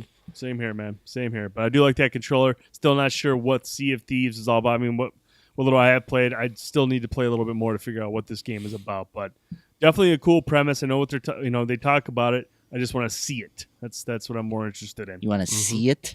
I see what you did. I see what you did there. Not intentionally, but thanks for making me look funny. I appreciate that. Up next, Witchfire, a new dark fantasy shooter from the creators of The Vanishing of Ethan Carter. This is announced. It was announced and only confirmed for PC at this time, but this looks rad. This is from their blog post here. We love adventure games. We've made some in the past, even before People Can Fly or The Vanishing of Ethan Carter, Mysteries of Statuette, Teen Agent, and The Prince of Coward, all adventure games. As they have mentioned before, we've also made a few shooters, Painkiller and Bulletstorm. We have reached for other genres too. Catharsis was a 2D arcade shooter, Reflex was an RTS, and Gorky 17 was a strategy RPG. There was also a big action adventure called Come Midnight that People Can Fly was making for THQ over 10 years ago. But let's leave that story for another time. So basically what these guys are saying is they've mostly made adventure games, but they want to make a shooter. I think this shooter looks rad based on what we saw here, boys. What's your take? Yeah, I thought the trailer looked awesome. It's got that kind of Vampire Hunter D Castlevania vibe about the setting. Yes. It obviously, like you mentioned, The Vanishing of Ethan Carter, but the astronauts also includes people from Painkiller and Bulletstorm. So they've worked on these kind of games before, like you mentioned. Really, really curious to see what becomes of this. Sounds like it's very early in development at this point. Like you said, only confirmed for PC. This seems like a no-brainer. This will come to consoles at some point as well. Though. Really, really intrigued by this one. Mm-hmm. Benner, what's your thoughts? Did you watch this trailer? What did you think of it?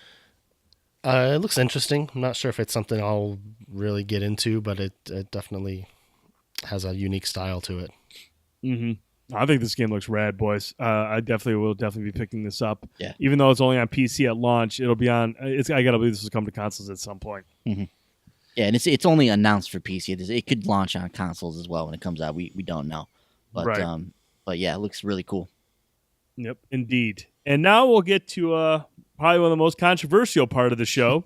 A Way Out was featured during the Game Awards, and this will be arriving on March 23rd.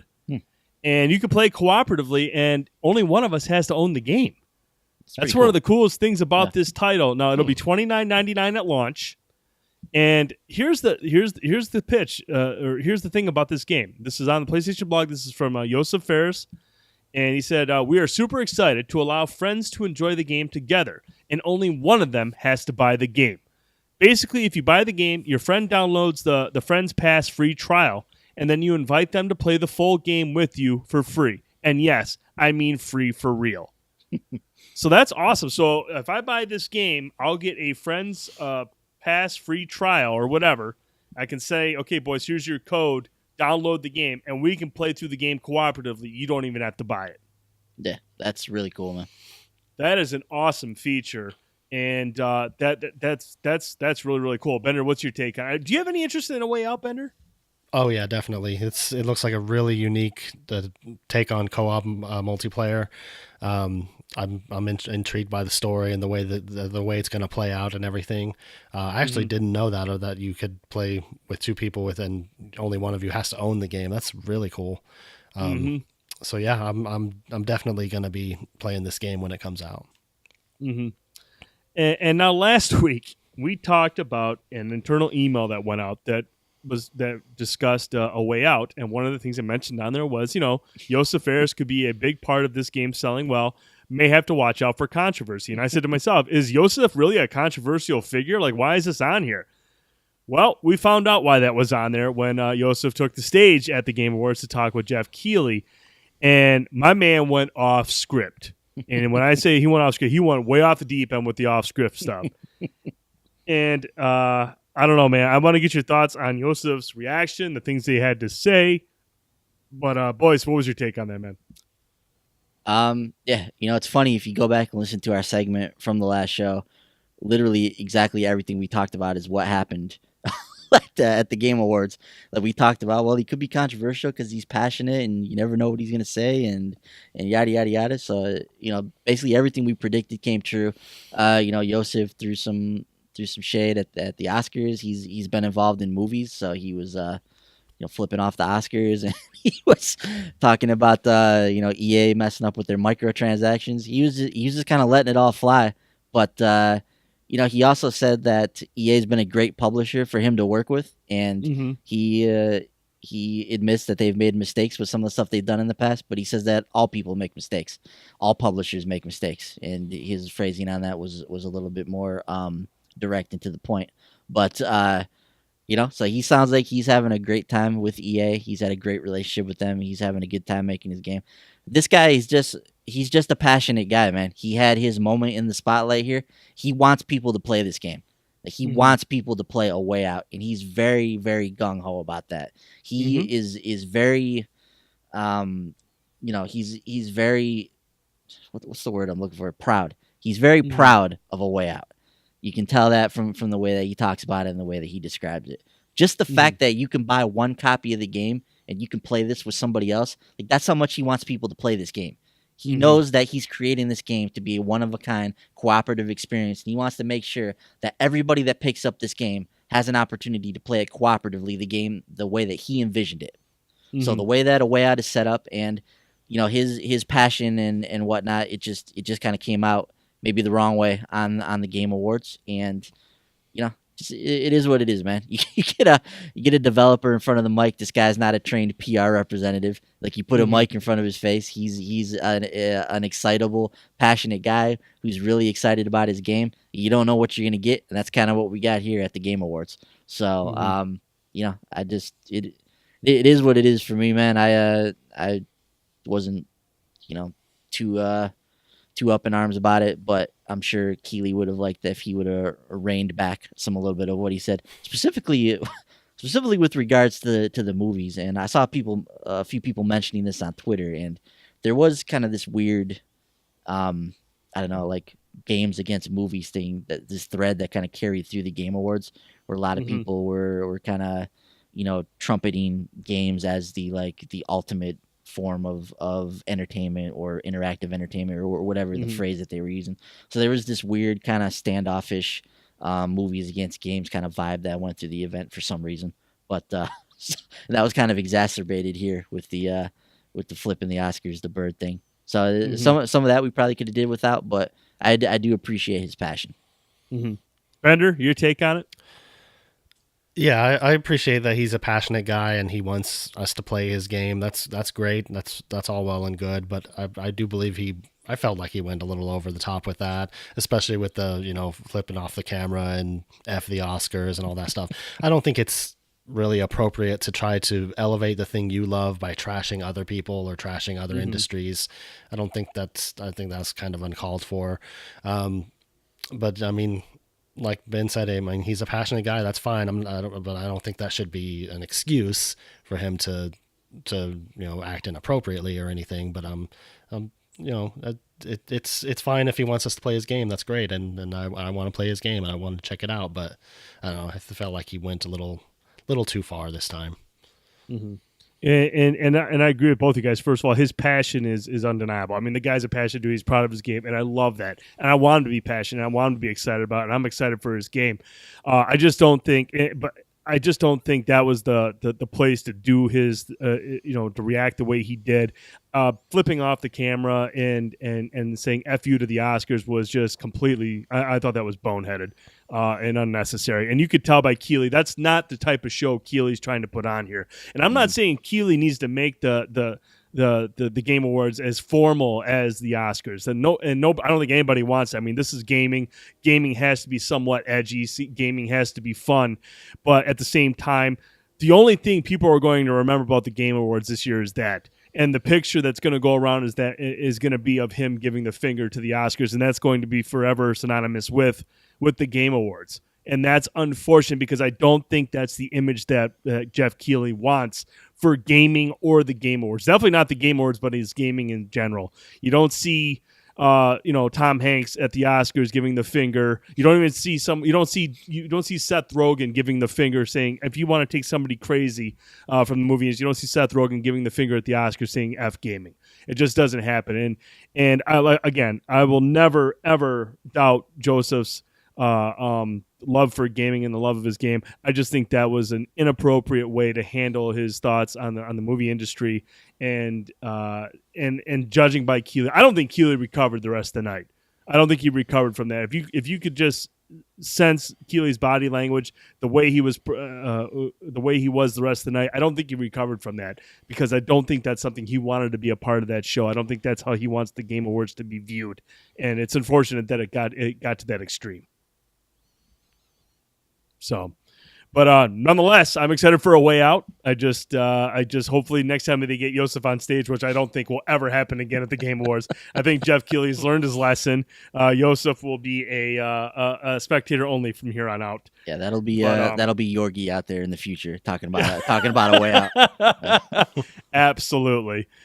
A couple other things that we want to talk about here with the Game Awards. First up, we got a new trailer for Dreams. Now, this is coming out in 2018. This is from Media Molecule. This is a game that we've all been very curious about. Does it still exist?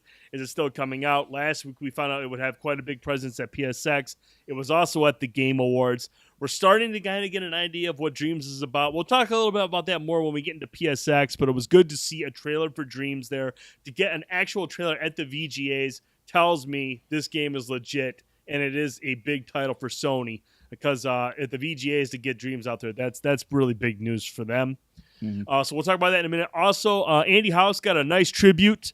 Obviously, he's stepping down from Sony. He's still on board as a chairman, I believe, in some fashion. But they had a nice tribute to him at the Game Awards, which was very, very cool. We'll talk a little bit more Andy House again when we get to PSX. We also got to see some gameplay footage of PUBG's new desert map, which, boys, you mentioned earlier. This is out on test servers now on PC. It's coming to Xbox in early 2018. Nice looking map. I mean, I expected it's more than the cactus and a mountain that we were hoping it would be. So this looks like a very, very good map. A lot of places to enter into, a lot of buildings to loot from. So there'll be a lot to do on the desert map, so that's good news there. Also, we found out that PUBG 1.0 will land on December 20th on PC. So PUBG 1.0 launching on December 20th on PC. So that's awesome news there. We also got a new trailer for Metro Exodus. This game looks rad, dude. Like, the more we see this, the more I'm excited for Metro Exodus. This looked really, really good, boys. What was your take on the trailer, man? Yeah, I mean, I've never actually played a Metro game, but from what we saw at the Xbox conference earlier this year, from what we've seen of this trailer, some of the atmosphere and some of the kind of just dreary nature of this game looks really good. I've heard great things about the Metro franchise. A lot of people speak very highly of it, so I'm looking forward to Metro Exodus when it comes out. Mm-hmm. I'll be all over that one day one, dude. I have a big time interest in Metro games. Ben, I'm assuming that's not something that falls under your umbrella of types of games you want to play. Probably not. I don't know if anybody caught this. I certainly didn't. But the release date for Metro Exodus is hidden in that trailer. What? Yeah. So when at the end, when the Metro logo pops up and the Exodus, the letters are flipping over to reveal Metro Exodus, which is the subtitle of the game. August 8th is one of the things that flips through in there. Like, somebody went through the trailer for the game and they slowed down that portion, and you can catch August 8th as one of the the tile arrangements that flips through before you see Exodus. Yeah. So obviously with the game slated for fall 2018, it seems like August 8th is the targeted release date for Metro Exodus. Wow. That's awesome. I'll have to check that out. I didn't see that. That is really, really cool. Yeah, they hid it in there, so it's pretty interesting. Awesome stuff. But let's talk about the winners real quick. We're not going to go down the whole list. We'll just basically talk about, the game of the year. Bender, obviously, Breath of the Wild came away as game of the year. Yes. I know you're excited about that. What's your thoughts on that, buddy? I think that's great. It's a well-deserved award for that game. I mean, that game was amazing, and it's definitely my favorite. It's definitely my game of the year. So I was hoping it was going to win. I'm just glad PUBG didn't win, because I don't think PUBG deserved to win. I would have been happy if Horizon or Mario took it home too, but I'm stoked that Breath of the Wild took home game of the year. I think that's a good prize for them, and good on Nintendo for making such a great game. See, my thoughts, I was worried that PUBG was going to come away with it simply because they mentioned, obviously, there were 51 people, like journalists, so to speak, that were voting on it. Plus, they took a large portion of the public vote into consideration as well. And I'm sitting there thinking, I'm like, man, Mario and Zelda are going to cancel each other out. And then, same with Persona 5, maybe not so much Persona 5, but Horizon Zero Dawn will get a chunk. But then you're going to have these 24 million people who are playing PUBG on their voting, and I don't know how many of the actual journalists in there would be voting for. But I was really worried. I think PUBG is just going to walk away with this simply based on those numbers. But lo and behold, Link, Legend of Zelda, Breath of the Wild walks away with Game of the Year. Boys, you surprised by that pick? No, wasn't surprised by it. I obviously the critical industry was absolutely in love with Breath of the Wild, so to me, no surprise that one walked away with the Game of the Year. And I know they took the public vote into consideration, but I think they only weighted that maybe like 10% of the. Oh, it's only 10%. Something like that. Yeah, they didn't fully take into account that they still, the majority is still coming from the luminaries they had on the voting panel. So yeah, to me, not too surprising that Zelda walked away as the winner. Mm-hmm. Were there any other awards you guys wanted to talk about that stood out that you were happy to see, Bender? Yeah, some I was happy to see, and I was kind of disappointed when I realized that Horizon didn't take it home any awards. Now, I mean, I don't think that takes away from how good of a game it is. If you haven't played the game, go play it. It's definitely a great game. It's right up there with Zelda as one of my favorite things I've played. But when I think about the categories that Horizon was up for, and I think about the ones that did win in those categories, I think the ones that won absolutely deserve to win. Art direction, Cuphead. That I was hoping that Cuphead won art direction because that game is beautiful. It took them, painstaking hours drawing by hand every frame of animation in that game. They definitely deserve to win art direction for that one. Best narrative went to What Remains of Edith Finch, which is well deserving in my opinion. I mean, the story for Horizon was good, but Edith Finch brought me to tears at the end. So I think that's a game that definitely deserved, best narrative in my book. And then another one was best performance. Ashley Birch was up for that, but went to Melina Jurgensen for Hellblade, which I cannot dispute. I mean, I didn't play Hellblade, but just from everything I've seen, she seems to have done an amazing job, especially for being someone who has zero acting experience previously. So I think that was a well-deserved one. But yeah, there's a lot of great things. I mean, go play Horizon if you haven't played it. Even though it didn't take home any awards, it's still a great game. But yeah, there's a lot of there was just too many good games for every thing to get what is deserved in the Game Awards. There's too many great games this year.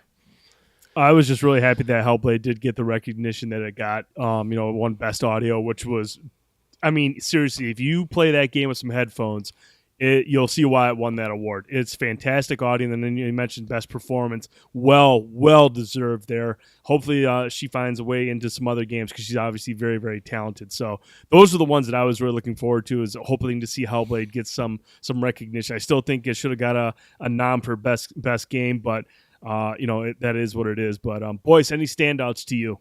Hellblade also won games for Impact as well. So it took home a wealth of awards. So that was good to see. And like Bender, the thing for me was the people that didn't win any awards. Like you mentioned, Horizon. I don't think Mario took any awards either. If I'm not best family game. So yeah, I think that was the only one it took. Yeah, it's like crazy. and is that really a category that is like anybody cares about? But throwaway category. Yeah, the best family game. So yeah, so it to me just and I say that just to say that it's just a testament to the quality of games that have come out in 2017, or whenever the voting period for the Game Awards was. So just the quality of games that have come out this year has just been incredible. When you see something like Mario, something like Horizon, only take home best family game between the two of them. That tells you something about the year that we've had in gaming. So yeah. So just I didn't see any awards where I was like, man, that's a terrible pick for the winner of that one. It's just like it's just been a really good year for gaming. Right. And let's close out just our final thoughts of the Game Awards, boys. What was your overall thoughts of the show compared to last year, and where they're going from here? Yeah, I kind of alluded to it earlier, but to me, this has been the best iteration of the Game Awards so far. So I still would like to see more games and people get their awards on the actual show. Like over the course of the 3-hour show, we saw very few people actually get their award on the show. There's a lot of them that were just handed out off stage. Would like to get more of those people onto the stage. I know it's a tough line to walk. It was a very long show. It was probably too long.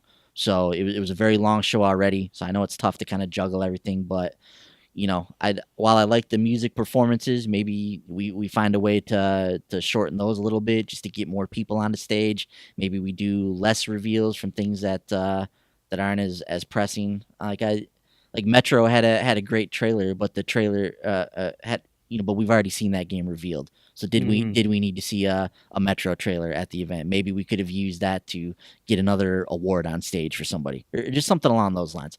But all that said, this to me was the best version of the Game Awards yet. And I talked about it earlier. The show continues to get bigger and bigger. The amount of people in the crowd, like the luminaries that are out there, the people that are involved in the gaming industry, like people are really starting to look at this event as the culmination of the gaming year. And this is becoming, for lack of a better word, like the gaming Oscars. Like people are really starting to look at this event as that. And we see that through the game reveals. Like this was the best year for the Game Awards in terms of game reveals. These are their biggest games that they've ever unveiled on this stage as it's been in this form as the Game Awards for the last 4 years. So Keeley, I just think he's doing a great job with the show. Like his vision is shaping and molding right before our very eyes. And I thought it was a good show, man. I enjoyed it. I enjoyed watching it. There was a lot of good stuff on there. And so my hat's off to him for putting on a good show. Bender? Yeah, I agree. I think this was way better than last year. This may have been the best Game Awards yet. Jeff Keighley seems to be striking a good balance between the advertising stuff that has to be done because it's a business and it needs to be funded. I mean, that's a big event that needs to be funded, and the actual awards and the features and all that stuff. The Chic Hydro Man was nowhere to be seen, so that was good. I'm glad he kind of made that adjustment. I mean, there were still like commercials and stuff. Obviously you have to still make money, so that's fine. But he didn't go over the top or anything with it. It had some awesome reveals. I think the stuff that we saw was really, really cool. I like the music performances. I thought Phoenix was really, really good. I like them a lot. I really liked the music as well. I enjoyed it. I just wonder if maybe there's something we could do just to get more people on the stage.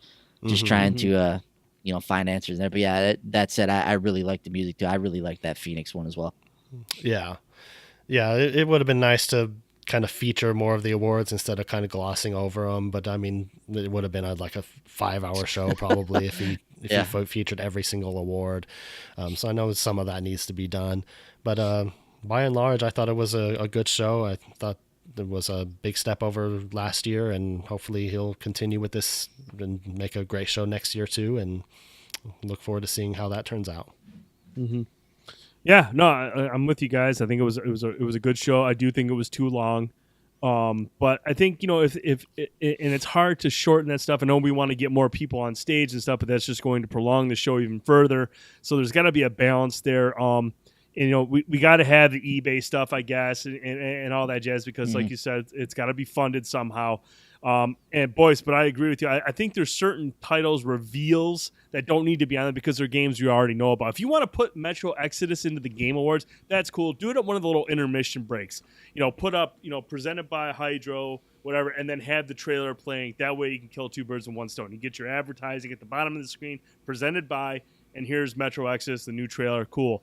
But save the world premiere stuff for world premiere stuff, like brand new stuff that we have no idea exists. Leave everything else for the ads in between. That way you can cut down how much you have to show that stuff off.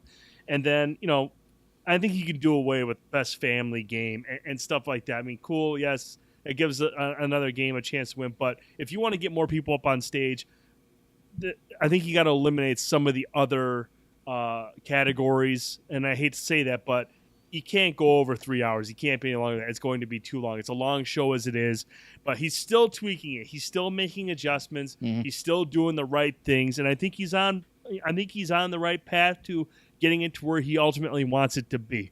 But going forward, I would like to see not become super formal. I don't want that, but just kind of make sure you're going to have people on stage who aren't going to put gamers in the kind of a negative light. And I love Josef Fares. I think that was probably the worst part of the show, though, because, again, the only thing people are going to remember from the Game Awards 2017 is going to be that picture of him giving the finger saying F the Oscars. That's what people are going to remember that for. You're going to see that picture around forever when it comes to the Game Awards, and that's not what Keeley wants this show to be about. It doesn't want it to be remembered for that, and I think that's going to be the blemish on this show.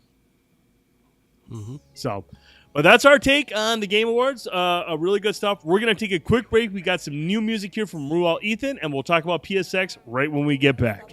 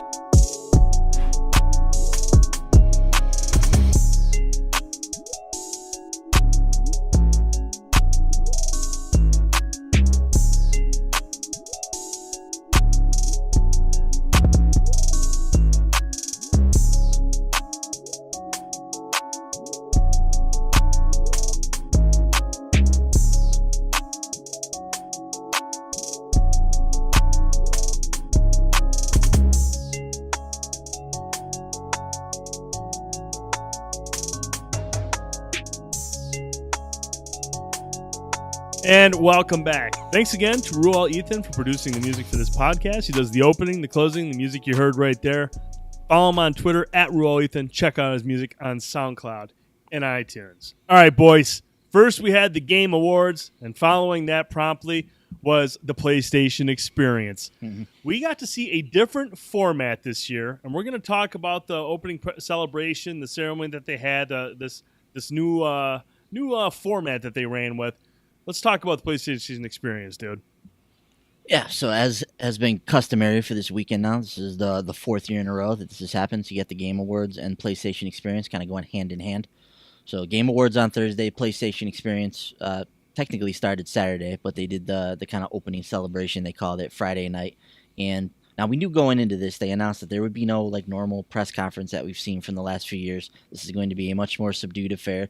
So they tried to kind of keep expectations in check.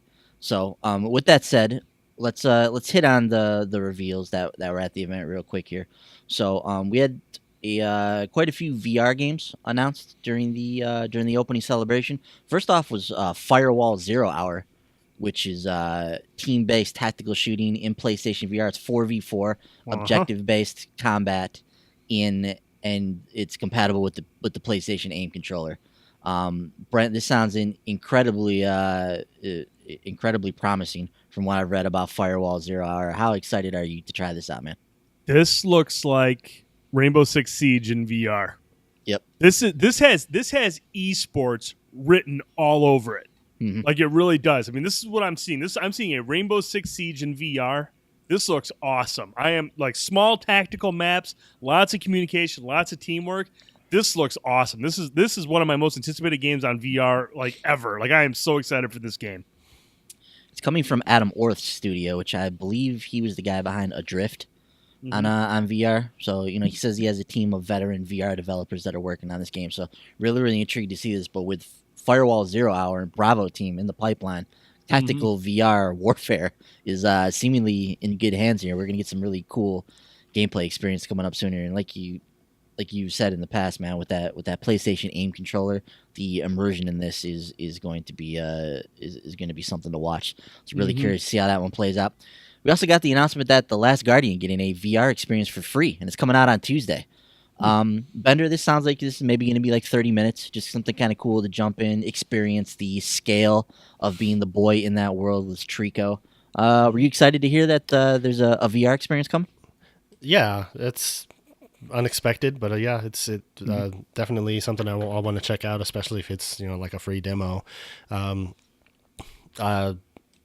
I saw the trailer for it and it looks really interesting. So yeah, I'll definitely. Yeah. If I hope they let you pet Trico. If not, it's just a failure. but yeah, it looks really cool. Yes, hopefully some petting will be in there. Don't know what the experience is going to entail. I don't know if you'll get to solve a puzzle with Trico. I would imagine it'd be maybe one puzzle they have set up for you to go through and experience with him would be my guess. Not 100% sure, but we'll find out on Tuesday when that free update comes. A lot of VR stuff lately, man. So they've got VR units on sale. They've got tons of free VR updates like this that are coming in the pipeline. Sony clearly, I think, very behind VR at this point. And Sean Lane actually mentioned, I think it was at this opening celebration, it may have been afterwards, but he actually mentioned that after they kind of figured out the supply issues with PlayStation VR, they've kind of gone through another launch, like a second phase of the launch, so to speak, getting the unit out into more people's hands now that they have the stock on shelves. And we're seeing that this holiday season with the deals, with all of these enticing promotions and packages that they've put together, and all of the VR announcements we've seen over the last few months. VR has been in the headlines for Sony a lot, and it seems like they're putting a lot behind this, so that's good to see as a fan of the platform, and can't wait to see where they go from here with that. Also on the VR front, like we talked about, Wipeout Omega Collection getting a free VR update. And this is the entire Wipeout Omega Collection in VR. The entire game. You can play it in VR now via a free update. So, Brent, when you see something like that, man, when you see, like I was talking about there, a free VR update with the entirety of the game, how does that make you feel, man? That's value right there, dude. I mean, you're essentially taking a game that's already big as it is. There's a lot of stuff for Wipeout fans. There's a lot there. And now you're adding the VR portion of it. You can play through this whole game in VR, all those maps, all those different vehicles. You can experience in VR, see what these ships look like on the inside, see these maps from a whole new perspective. That's awesome. Now, I don't know if I'll be able to handle Wipeout Omega Collection, Man, but that looks awesome. Those are the types of games that you want to play in VR. I don't know if I can handle it, but when I hear Wipeout VR, I'm like, yep, I want to try that. Yeah, boy. Bender, you think Wipeout Omega Collection has projectile vomit written all over it? What do you think, man? It might, but I mean, that is pretty sweet. I'm glad I bought that game now. I mean, it was fun to play it regular, so I definitely want to check it out in VR, see what it's like. Yeah, it seems like more often than not, when they introduce a VR update to these games, it's coming as a free addendum to it, and it's really adding the value to the VR unit as a supplementary experience to the PlayStation 4. So I think a lot of people are starting to see that. And with that $199 price point, I think there's a lot of people that are jumping into VR now. And so that's good for the future of the platform. Jupiter Mars was also announced for PS4 and PSVR. So this is kind of looks like an underwater adventure type of a game. And we saw some, it was a strange setup for this opening celebration, but they had, they were doing some talks, and then they unveiled a few games here and there. And then in the middle of this, they just threw out a whole bunch of trailers. And out of those trailers, we saw Donut County, which is a crazy looking game about playing as a hole in the ground. And that's coming to PS4 next year. Bender, I saw this. I thought this looked like something up your alley, just irreverent, just kind of a comedic puzzle game. Were you interested in what you saw from Donut County? Yeah, the trailer made it look kind of interesting. It kind of reminded me of like a Katamari Damacy type of game where Yeah. you're just doing weird stuff and just trying to solve puzzles and everything. So, yeah, definitely. And it has a unique art style, which I like. Yeah. So, Cool art style. definitely intriguing to me. Yeah. So we saw that one. We saw Blaze Blue cross tag battle confirmed for the West. So I don't think it was any surprise that's coming over here. We all thought it was, but it's now confirmed coming to the West. Mega Man coming to Monster Hunter World. I was pumped when I saw this. So he's gonna be not only is he gonna be like an 8-bit character in there, but his music is going to play in one of the missions as well. And they actually chose some really cool tracks for that mission. Some of my favorite Mega Man songs are actually the ones that they played during the trailer. So I was like, whoa, okay, cool. Really intrigued by Monster Hunter World. I still haven't got to play the beta. Downloaded it. Don't know if I'm gonna get a chance to get to it, but would like to get in there and experience it a little bit. But nonetheless, pumped to see that Mega Man's in there. And then when does that run till? Do you know? Is it the 12th? I want to say. It might be I something soon. think it's the 12th at noon Eastern is when it ends, something like that. So I think we still got a few days as we're recording this to get in there and test it out. And then kind of the big reveal for this celebration was that Medieval being remastered for PS4 next year. This was Sir Daniel Fortnesque, the skeleton knight from PS1. He had a couple games on there. He was a popular character during that time. He showed up in PlayStation All-Stars Battle Royale as a character in there. It's the last time we kind of saw Sir Dan. But yeah, he hasn't had a proper game since PS1. It was a 3D action adventure game that a lot of people really liked. I don't have too much experience with Medieval, so I'm really interested to see the remaster coming to PS4 next year. And they also unveiled a shirt, and all the proceeds from that shirt going to Able Gamers. So that was a nice awesome gesture from Sony as well. What do you think about Medieval, Brad? Do you remember this game? Do you have any experience with it? I don't at all, and I'm disappointed because there actually were quite a few people that are excited about this. Yeah. And Sir Daniels will be making a return in remastered form, but no, I don't have any experience with the franchise. Yeah. And this is the kind of stuff we like to see at PlayStation Experience. It's taking one of these old PlayStation franchises like Medieval. A lot of fans looking forward to seeing Sir Dan again in the future and putting this stuff out there. Like, these are the kind of announcements that people get excited about. You remember Medieval, Bender? No, not at all. I don't think I've ever played it. Not even sure what it is.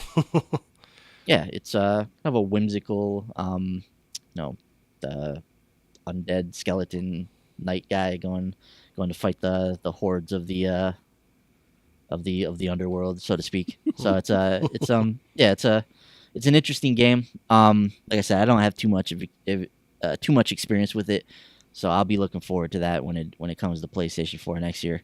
A couple other things from this opening celebration that I think are worth pointing out. Cory Barlog had a segment talking a little bit about the development of God of War, and Brent, he mentioned in playtest for the game. The original thought was that God of War would be maybe a 15-hour experience, but playtesting for the game has run anywhere from 25 to 35 hours playing the game through from beginning to end. What did you think when you heard that? Well, immediately I thought about previous God of War games, and I was like, man, that's a long time of a lot of just rah and smashing buttons and killing things. I was like, man, that's a long time. But based on what we've seen from the trailers and this relationship that Kratos has with his son, obviously there's some room there for a narrative and to really flesh things out, flesh out Kratos a little bit more, because I mean that was always the perk about the other God of War games. They were short, but they were fun, they were exciting, but Kratos ultimately was just some guy yelling and screaming. Mm-hmm.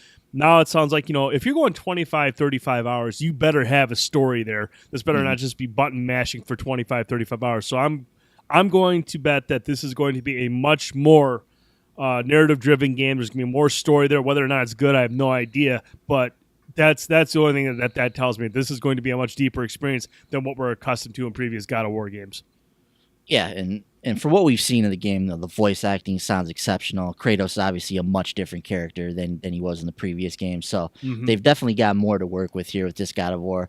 It also sounds like you're going to be able to go off the beaten path with this God of War, and I think that's where the extra hours are coming in for this game. Is like you've got the main narrative story path, but it sounds like there's going to be a little bit of exploration available in this world, which is different than what we've seen of God of War in the past. It's been a linear go from point A to point B kick-ass experience, but now it sounds like along with the more in-depth narrative and the more human characters that we're going to get. Sounds like we're going to get some extra stuff in the world as well, which is that something you're excited about? Would you rather this just be a 12-hour God of War, just kick-ass fest, or do you like that they're kind of taking another direction with this?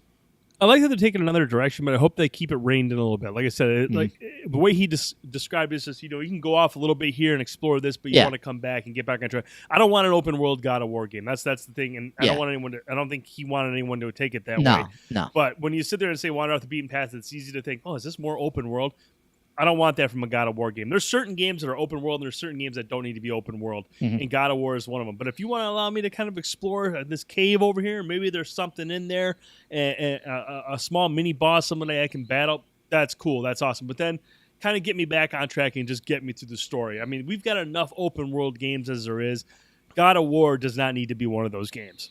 Yeah, this is definitely not open world, and Barlog didn't say anything to suggest that this would be open world. And I think that's when you hear something like 25 hours, like that's not an open world game.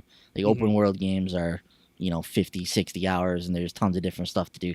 This is still a linear God of War experience, but the environments they're going to give us are going to lend themselves to some kind of exploration. And the thing that popped into my mind was like Madagascar in Uncharted 4. So something like that, where they give you this, Uncharted's a linear experience, but when they put you into the Madagascar setting in that game, it's just kind of this really big space, and you can quickly go from point A to point B, but there's a lot of stuff for you to kind of drive around and explore out there as well. So if they do something like that with God of War, they give you these big like Norse vistas and hide lore and things throughout the world that you can explore. Like I think that would suit this new direction of the series if they do something like that. So, this is not going to be a brief God of War experience. So 25 to 35 hours we can expect from that. And then Detroit got another live demo on the stage. And we've actually seen this demo before. We've seen this scene in the game previously. But watching everything play out from beginning to end and watching the crowd help make decisions and watching all the different permutations that are available with this game, I thought that demo was absolutely incredible. I really enjoyed watching that, and I cannot wait to play this game. I mean, the game looks incredibly polished at this point. It's graphically, it's amazing. The UI is incredibly slick. I really like the way that the game presents itself. Bender, I know you're a huge fan of adventure games. Don't know if you got a chance to see this Detroit demo in action, but what do you think about what we've seen for this? Did you see this demo? I didn't get a chance to see it. I'm going to have to go back and watch it. Gotcha. But I definitely am interested in Detroit. I'm going to have to watch this demo and see how it played out and everything. But from everything I have seen from Detroit, it's still something that's really intriguing to me, and I like the way that there's different ways the scenarios can play out depending on what you do. So, seems like a game that I might really want to get into when it comes out. Mm-hmm. And Bender alluded to there, but it sounds like that's kind of why the development on this game is so prolonged, is because they have to deal with thousands of different story permutations. So when they play test this game, it's like, all right, if I pick this one and do this and then do that, like, does this all work the way it's intended? But then you got to go, all right, well, if I pick this and then I pick the next one down. So it's like this whole tree of decisions that they've got to go through and make sure that everything works as intended. So it sounds like a very tedious process at the end here to make sure everything's good. But like I said, man, an incredibly polished looking experience from what we've seen in Detroit so far. I think this thing's going to be really special when it comes out. What were your thoughts on that intense demo there?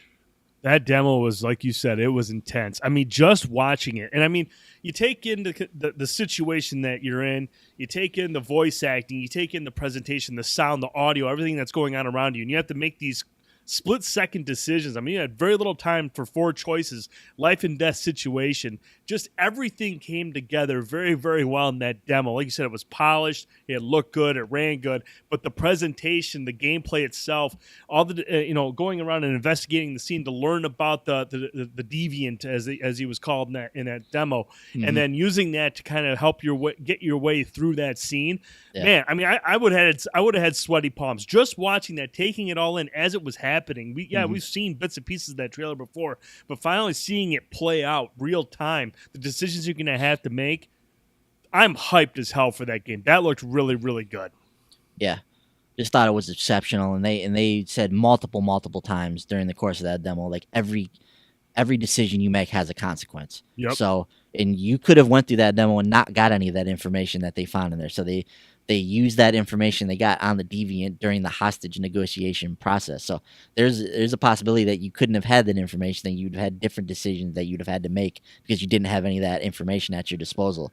We saw there was a fish that fell out of an aquarium at one point too that they went and put back into the aquarium, and they said that even something like that has a bearing on future decisions. So it could either humanize your character, or it could be something maybe where there's an escape scene, and maybe if you don't pick up that fish, somebody slips on the fish. I don't know, but there's any number of different permutations. It sounds like they've gone out of their way to make each experience like really different with the way that you make your decisions and gather your information. So yeah, I thought Detroit had a really, really strong showing. I know we've seen this game for years and we've seen it at multiple events, but every time I see it, man, it's exciting to watch. And we now have a spring as the time period for Detroit now. So we're starting to kind of fill in the calendar a little bit for the PlayStation releases next year, and it sounds like it's going to be another really, really strong year for Sony throughout 2018 with the games that they have on the slate. So. So with that, so Bender, I know you haven't seen the opening celebration that we're discussing here in its entirety, but Brent, you've seen it, and obviously this was a different approach to the PlayStation experience this year. This was to the beginning of the PlayStation experience. For the past 3 years, we've been accustomed to a rocking like keynote that has lots of big reveals and lots of PlayStation fan service in it. So that's kind of what people have been accustomed to. And like I said, they tried to temper our expectations going into this, letting us know like, hey, we just did a conference for Paris Games Week. We're not planning a big conference for PlayStation experience. This is going to be a much smaller experience. There's going to be, development updates and people on stage, and it was kind of what I expected in terms of like people on the couch sitting there talking about stuff. But what were your thoughts on this new format that they used?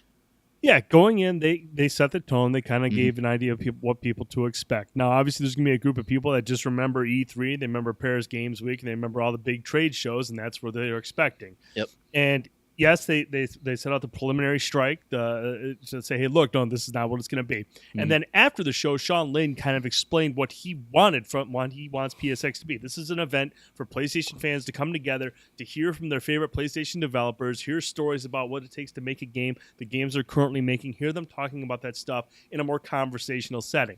I dig that idea. However, I think the execution with it this year was not as good as it could have been. And I'm gonna kind of like talk. Let me kind of explain what I didn't like about it. Is first of all these studios that were included. You had Media Molecule out there. You had Guerrilla Games. You had Herman Holst. You had Corey Barlog from Sony Santa Monica. You had all these developers. Now, you can tell that these people are all game developers. They all share information, but you can also tell that these people do not hang out as often as they should. When I see a conversational setup like this, a format where it's almost like podcasting, okay? You develop a rapport over time when you podcast. You kind of feed off each other. You know what each other's going to say. You know when each other is done talking. My problem with this thing is it was complete. The pacing was so off. There was way too many moments of of awkward silence. There was like people trying to feed off one another, but they couldn't. People were trying to make jokes and they misfired. You had Andy House come up there with Mark Cerny and Hideo Kojima. And Mark Cerny looked like he didn't know what the hell he was doing up there. He didn't cover most of the cards that he was supposed to.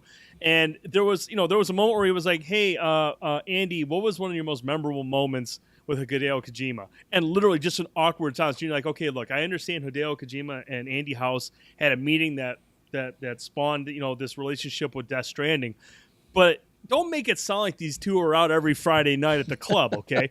These are business people. Hideo Kojima is a developer. I'm sure there's a line there that they can't become like super great friends, but I don't expect these guys to be hanging out every weekend either. And I just don't think it had the rapport. They had the rapport. I would have loved to have seen everybody getting along, but there was just too many awkward moments, too many awkward moments. And it was just, when they got to the Andy House and the Kojima thing, we heard the same story that we already heard before in the past about how, Herman Hulst just gave them the code to the Decima engine. We've heard that story before. It was just, it It was just, like I said, this is something that's going to take time to build. Do I want to see him go away from this? No, because I think this could be really, really cool. You get to hear about the industry. You get to hear about the things that happen behind the scenes. And that's the stuff that I want to hear about.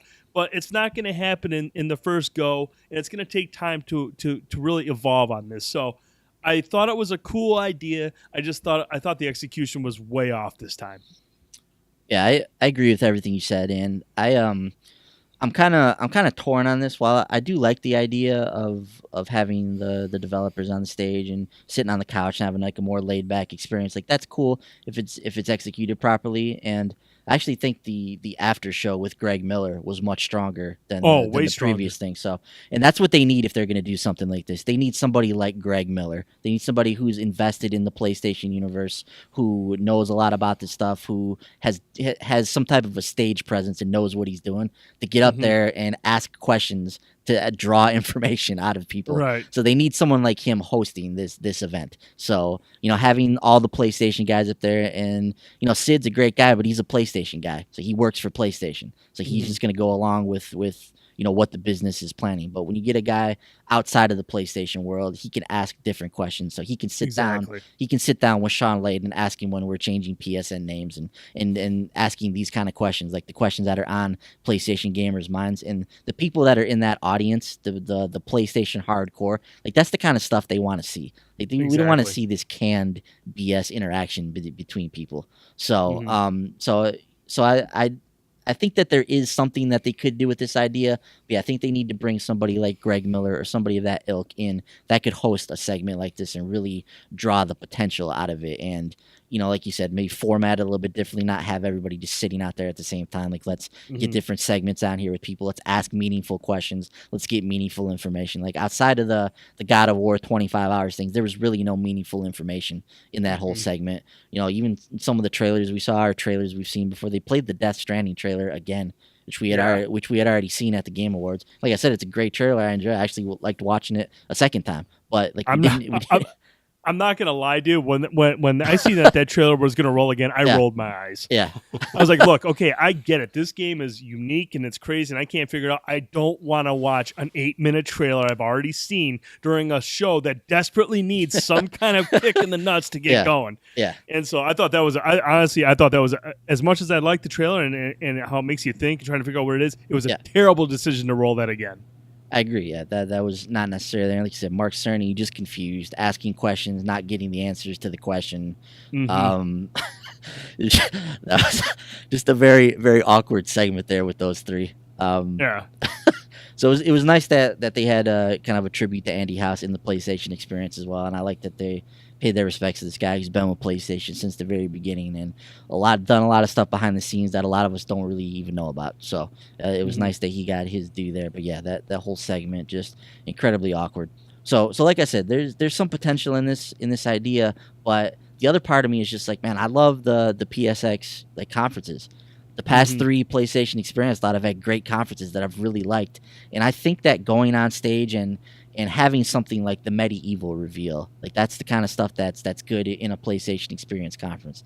But I miss Geo coming out on stage and bringing all these obscure Japanese games over, giving the Vita some love. Like I miss seeing that kind of stuff at PlayStation experience. I miss seeing like the Last of Us Part 2 being revealed. Like Ghost of Tsushima, it was great that it was revealed at Paris Games Week, but that was something they could have saved for PlayStation experience. Like that could have been a great reveal for this conference. So I love the big bombastic press conferences, and I like the ones at PlayStation experience because as a longtime PlayStation fan who's been here since the PS1, like this is the kind of stuff that speaks to me, and all the little stuff that they do at these PlayStation experience conferences like speaks to me as a PlayStation fan. So I always liked that. So I'm kind of torn on this, Brent. I don't know if I want them to try the couch thing again or if I want them to just go back to the big keynote that they've done in the past and get us excited as PlayStation gamers. And maybe, it's tough to say, like, just cut out Paris Games Week and Gamescom. They said that they wanted to do that this week.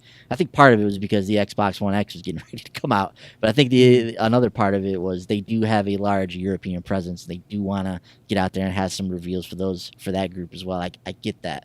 But I don't know, man. I'm just torn on what I want them to do with this. outside of that, all the panels and the PlayStation Live, like I love watching that. That's a lot of fun. They do a great job with that. But for this opening salvo, for this opening experience, and they're gonna hear this from PlayStation fans. I've already read it. People are clamoring for the return to the PlayStation Experience press conference, and I also think a part of this is the expectations they've built up over the years. Like, no matter how much they tell us, like, hey, this is a subdued thing, it's not going to be a conference.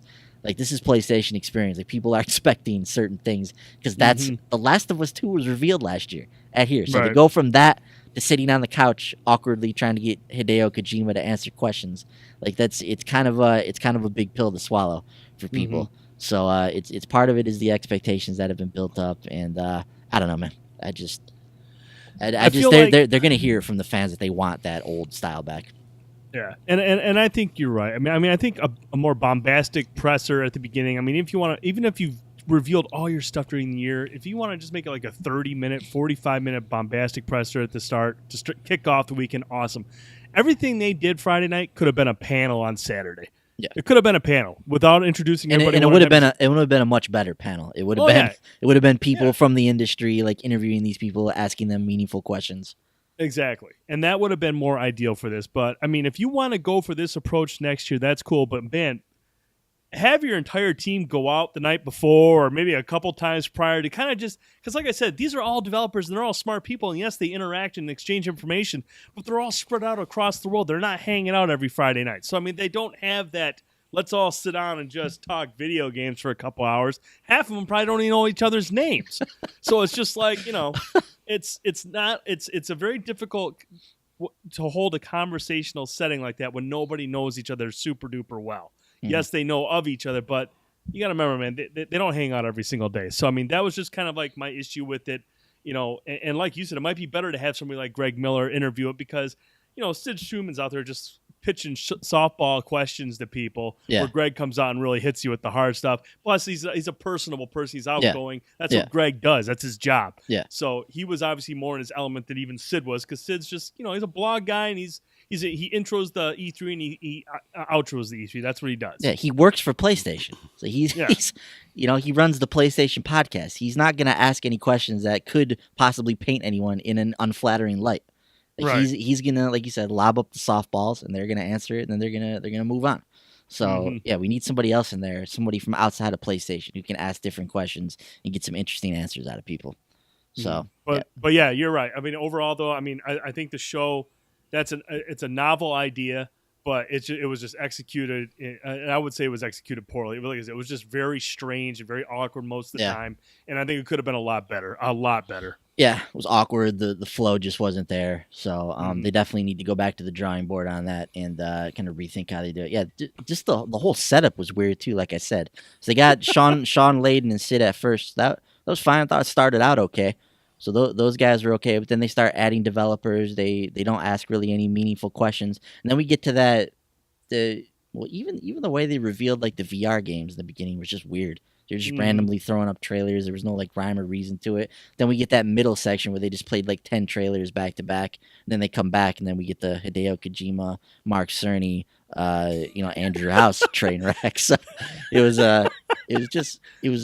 really strange the way it was set up. So yeah, they definitely got to rethink that. But then like I was talking about a minute ago, the after show was much better. So after the main event, Greg Miller came out on stage and he individually sat down with some people. So he sat down with Sean Layden. They had a nice 15-20 minute conversation about things that are important to PlayStation gamers, and that's the kind of stuff that PSX people want to see. Like they want to see stuff that affects them in their ecosystem. The biggest portion of this was unquestionably when Greg asked him about PlayStation name changes, and Layden didn't really beat around the bush here. He said, quote, "Let me put it this way. I hope we'll see events occur so that you don't have to ask me that question next PSX." So, from what we've heard about this, Brent, it sounds like name changes are obviously Sony's aware of it. It's the most requested PSN feature. It sounds like maybe they finally wrapped their heads around this. In fact,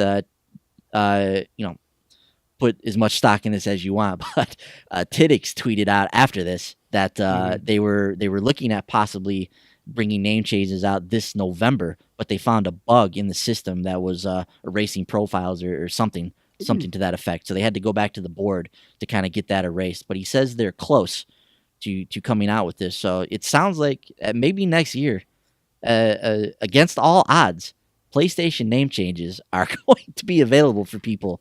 What do you think about that, man? I don't know. I'm curious to you guys, Bender and boys. Any interest in changing your name, or are you guys sticking with it? Nah, I'm Piccolo, man. I'm not changing that. No, I'm happy with my name as well, but it's definitely a feature that's been often requested for years and years now.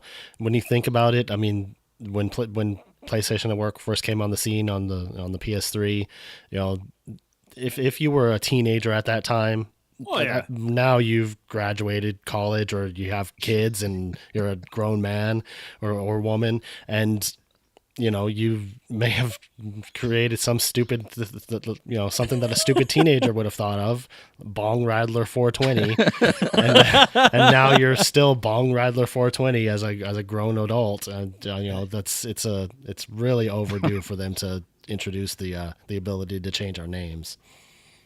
Brent, I know you've been curious about Dildo Smasher 69.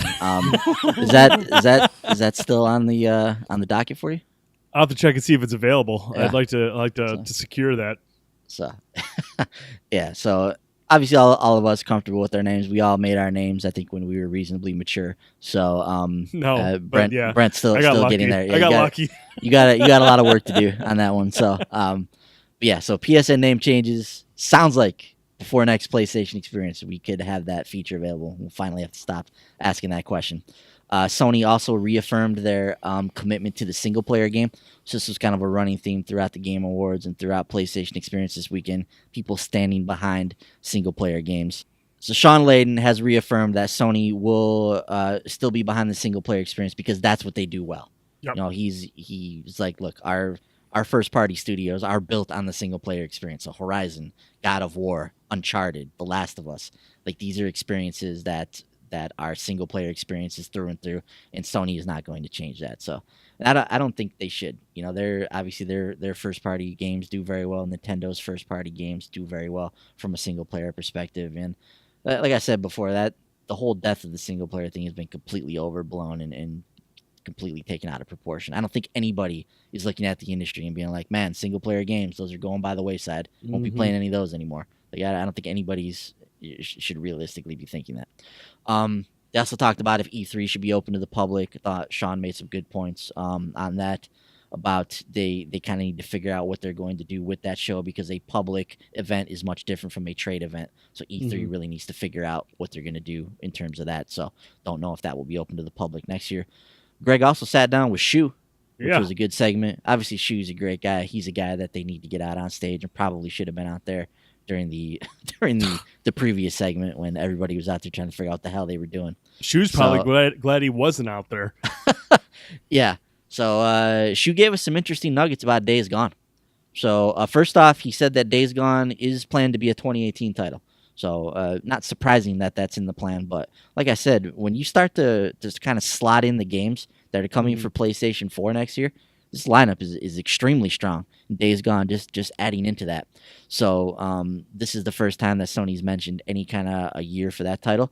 So Shu also said that the game's playable internally from beginning to end. So they're at the phase in development right now where the developers are applying tweaks and polish, and they're done playtesting. They're doing playtesting. It's a big game, and there's a lot of focus on storytelling. Yet it's still an action game where players can approach each situation in different ways. There was also some conversation about its connection or its relation or similarity to The Last of Us. So Shu mentioned that the folks at Bend and the developers at Naughty Dog have had those conversations to make sure that the games went in different directions. And according to Shu, they are indeed very different. So, awesome. So some good stuff from Days Gone there. We saw Concrete Genie show up again as well during a segment there. I thought that game looked really good. So overall, the after show much stronger than the pre-show or the real show, whatever you want to call it. Yeah, because and like you said, it's because you had Greg Miller up there asking the questions Yeah. that people really want to hear that, Sid probably can't ask without getting fired. So it's Exactly. best to have somebody like Greg Miller asking those questions. Yeah.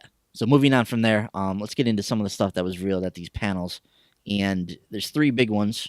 First one we're going to talk about is Media Molecules Dreams panel. So here's some of the information we got concerning Dreams. So the campaign in the game is made of 3 stories, and I'm reading from Dual Shockers here. They have a nice write-up of all the different panels. So we'll kind of get some of their summaries of what was talked about there.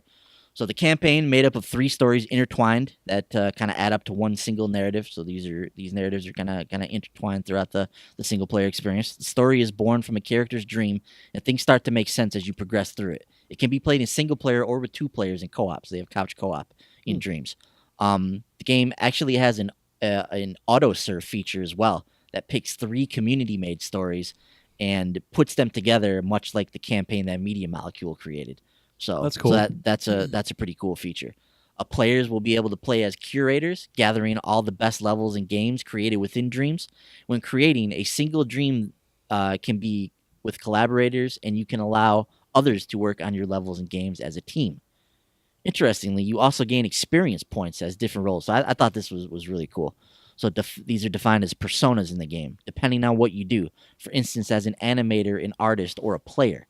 That allows other people to search for people that fit a certain role when they want to team up. So if I'm making a Dreams game and I'm looking for a guy that's proficient in animation, I can see like his experience as an animator through his persona in Dreams and recruit him to help him work on my game, which is really cool. And we'll talk about it here in a second, but some of the stuff you can do in this game is pretty incredible. There's tutorials built into the game, so they're basically half-finished dreams that you can complete and play with. It's it's a way to introduce people to the game and entice them to start creating on their own. The game has this is really cool, and they showed this during this panel, but the game has a full-fledged audio suite that lets you record audio and create your own music tracks, instruments, and more. And actually showed a level that one of the guys just kind of threw together, and he created like this whole like rock and like techno song. It was really cool to see that that's in this game. Whenever an asset is used by someone, the game tracks its genealogy. Basically, whatever you create, if it gets used in someone else's creation, you're given credit for it, which is cool. And then this is a big one here too. PlayStation VR will be supported in Dreams. It won't be available from day one, but Media Molecule hopes to implement support soon enough after the initial release. PlayStation Move is also supported, though not required. All you need is a DualShock 4. So, Brent, I think I mentioned this before we started the show here, but this is the kind of weekend and the kind of week that we needed to see from Dreams. Mm-hmm. So we saw the trailer at the Game Awards. Looked really interesting, getting people excited about seeing kind of some of the possibilities that are available with this game. Then having this panel at PlayStation Experience. We saw them at the pre-show as well, talking about Dreams. Then they come and have this in-depth panel where they give us a little bit more about the game. I have a pretty good idea of what Dreams is right now. Dreams is the next step of Play, Create, Share. It's the next evolution of what they started with Little Big Planet. Literally, the game is created with the creation tools that are in that game. So the whole entire suite of creation that Media Molecule is using to make this game is available to the player to create their own experiences. And in the trailer, we saw everything from point-and-click adventures to 3D platformers to shoot-'em-ups to space racing games to anything. You name it, you can create that kind of game in Dreams. It's an incredible creation suite that's at people's disposal, and you can be an animator, you can be make music, and any number of things that you want to do in this game, you can do that. So I really like what we've seen from Dreams here. It sounds like a really interesting project. While I don't know that I'm going to be able to sit down and create something, it's there. You can do voiceover work as well. You write a whole RPG, put voiceovers in it. Whatever you want to do, man, it's there for you. So while I may not sit down and create a game, there's going to be a ton of people that are. And there's going to be just a wealth of gameplay experiences and opportunities available out there. But like I said, really impressed from what I see from Dreams. I have a much better understanding of the game now. I like the direction that it's going. I think it could be a really, really impressive title when it comes out. What do you think, Brent? This is the type of weekend Dreams needed to have, and Dreams came out the big winner this weekend, in my opinion. based on everything that we've learned, now that we know what this game is, the fact that we're going to have VR implementation, the fact that there's going to be so many different. I mean, when they showed the 3 campaigns, I mean, there was 3 different styles completely. One was like a noir setting. One was like a more futuristic sci-fi setting. I mean, it showed you the range of the stuff of the resources you're going to be able to use, the stuff you're going to be able to create. And like you said, all these different genres will be represented, that people can create stuff. And the VR implementation, this is just, like you said, it's a next evolution of play, create, share. And this is exactly what people want, especially with the VR. Man, if you go there and create VR experiences, oh my God, that's, dude, the PlayStation VR might benefit more from this game than PS4. This might be such a huge boon for PSVR. Yeah, to me, that's one of the most interesting things about Dreams is Dreams could theoretically be something that pushes VR development forward. Like, there could be people that get into Dreams and create something that people haven't thought of, or they create something in a way that just works so well that people are going to mimic in the future. Like Dreams could actually be like at the forefront of progressing VR further, which I think is really, really interesting. Bender, you're a big fan of Media Molecule. When you see the weekend that Dreams had, you hear some of the information that's coming out about the game. Are you excited about this, to see kind of the next evolution of Media Molecule? I am. I'm starting to get excited about Dreams and what it could mean for gaming and everything. Yeah, I unfortunately haven't had a chance to look at the info that they showed yet or anything, but from what you've been saying, it sounds really interesting.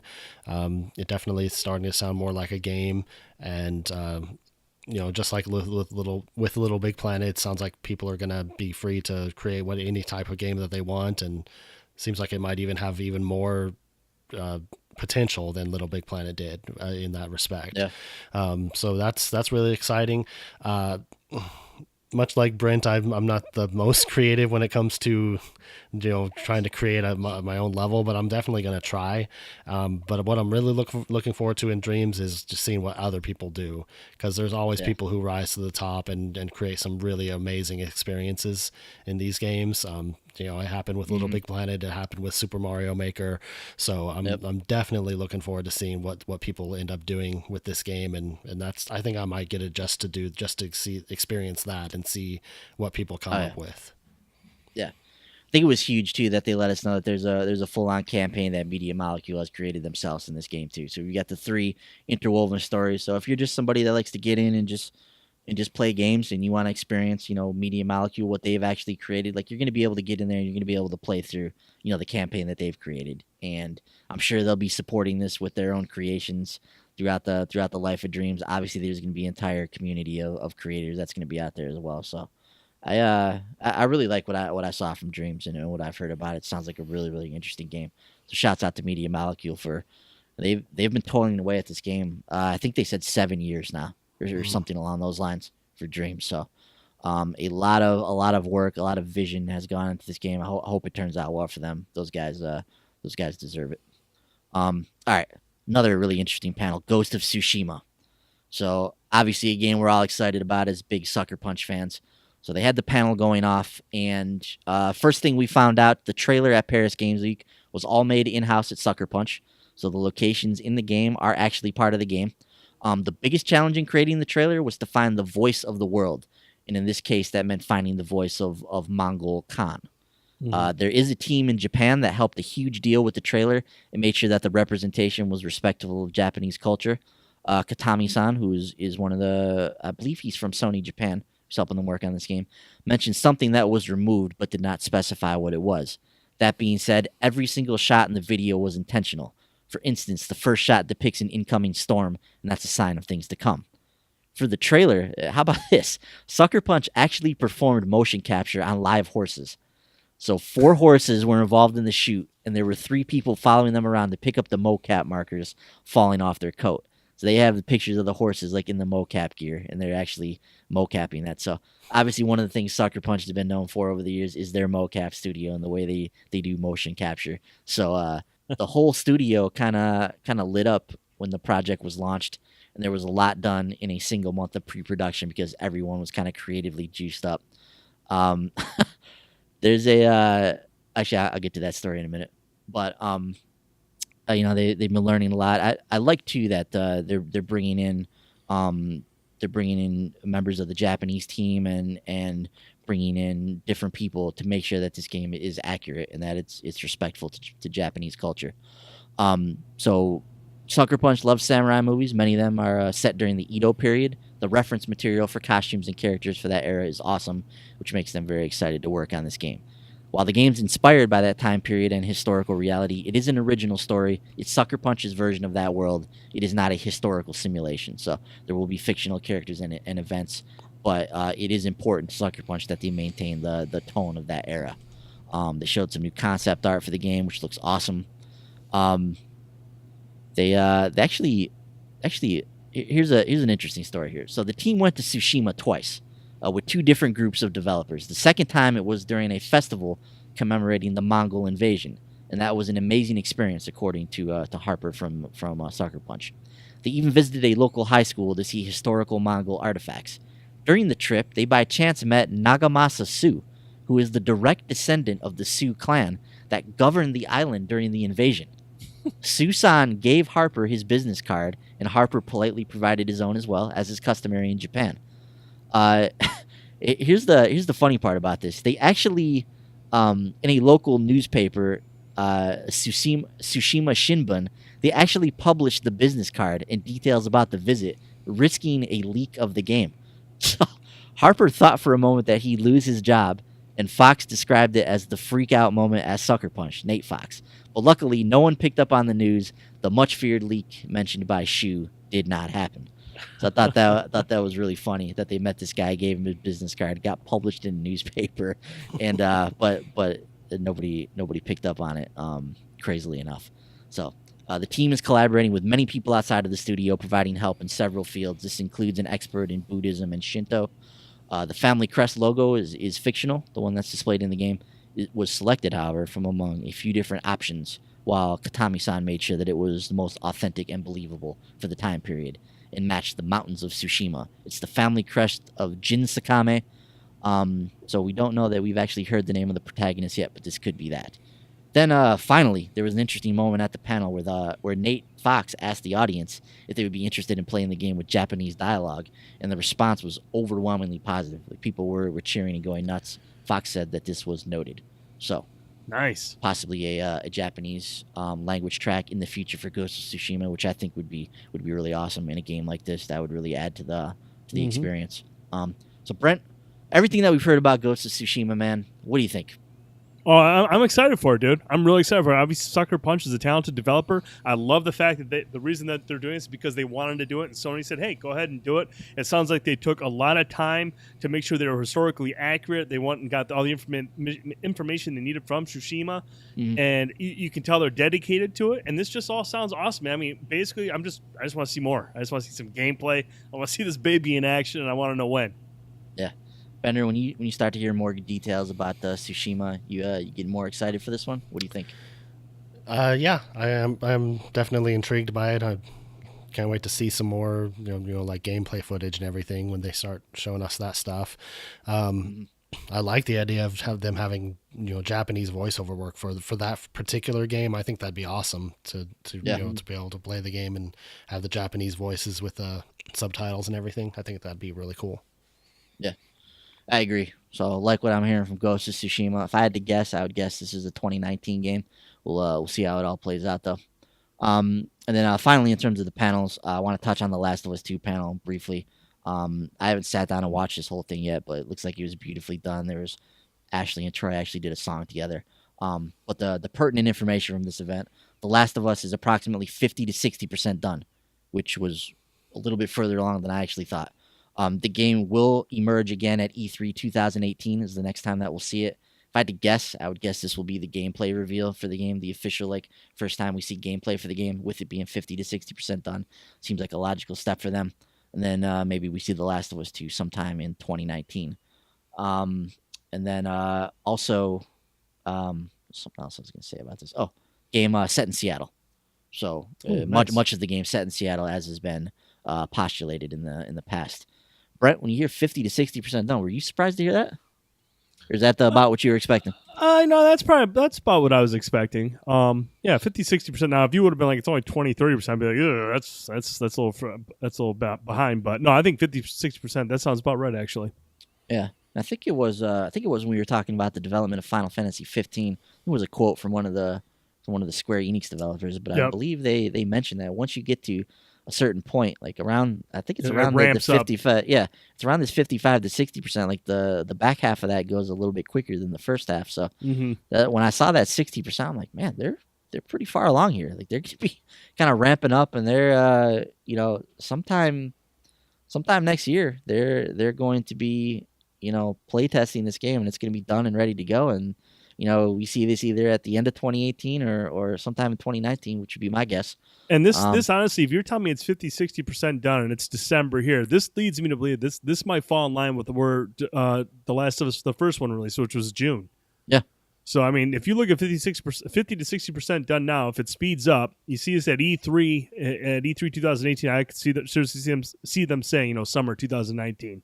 Yeah, and not to beat a dead horse on this, but if Sony uses like the first half of the year to put out some of their big time exclusives, like they're just going to clean up in that time slot. So like take over the beginning of the year, let the third parties fight over each other in the fall like they always do, and everybody releases all their games at the same time. Take that first half of the year, put your big time exclusives out, and let people just get into there and just enjoy those experiences, man. You're going to clean up on those. So yeah. So that was the panels. A couple of things we're going to run through here. Shadow of the Colossus. PS4 Pro enhancements in the special edition were announced. Game looks absolutely stunning. Bender, obviously you've played Shadow of the Colossus in all of its various forms. But from what we're seeing here, though, from the PS4, specifically what's available with the PS4 Pro, there's going to be two different modes. A performance mode, which runs the game at what we believe is 1440p and 60 frames, or a cinematic mode, which is like a 4K 30 mode. What do you think about the enhancements that we're seeing from Bluepoint and Shadow of the Colossus?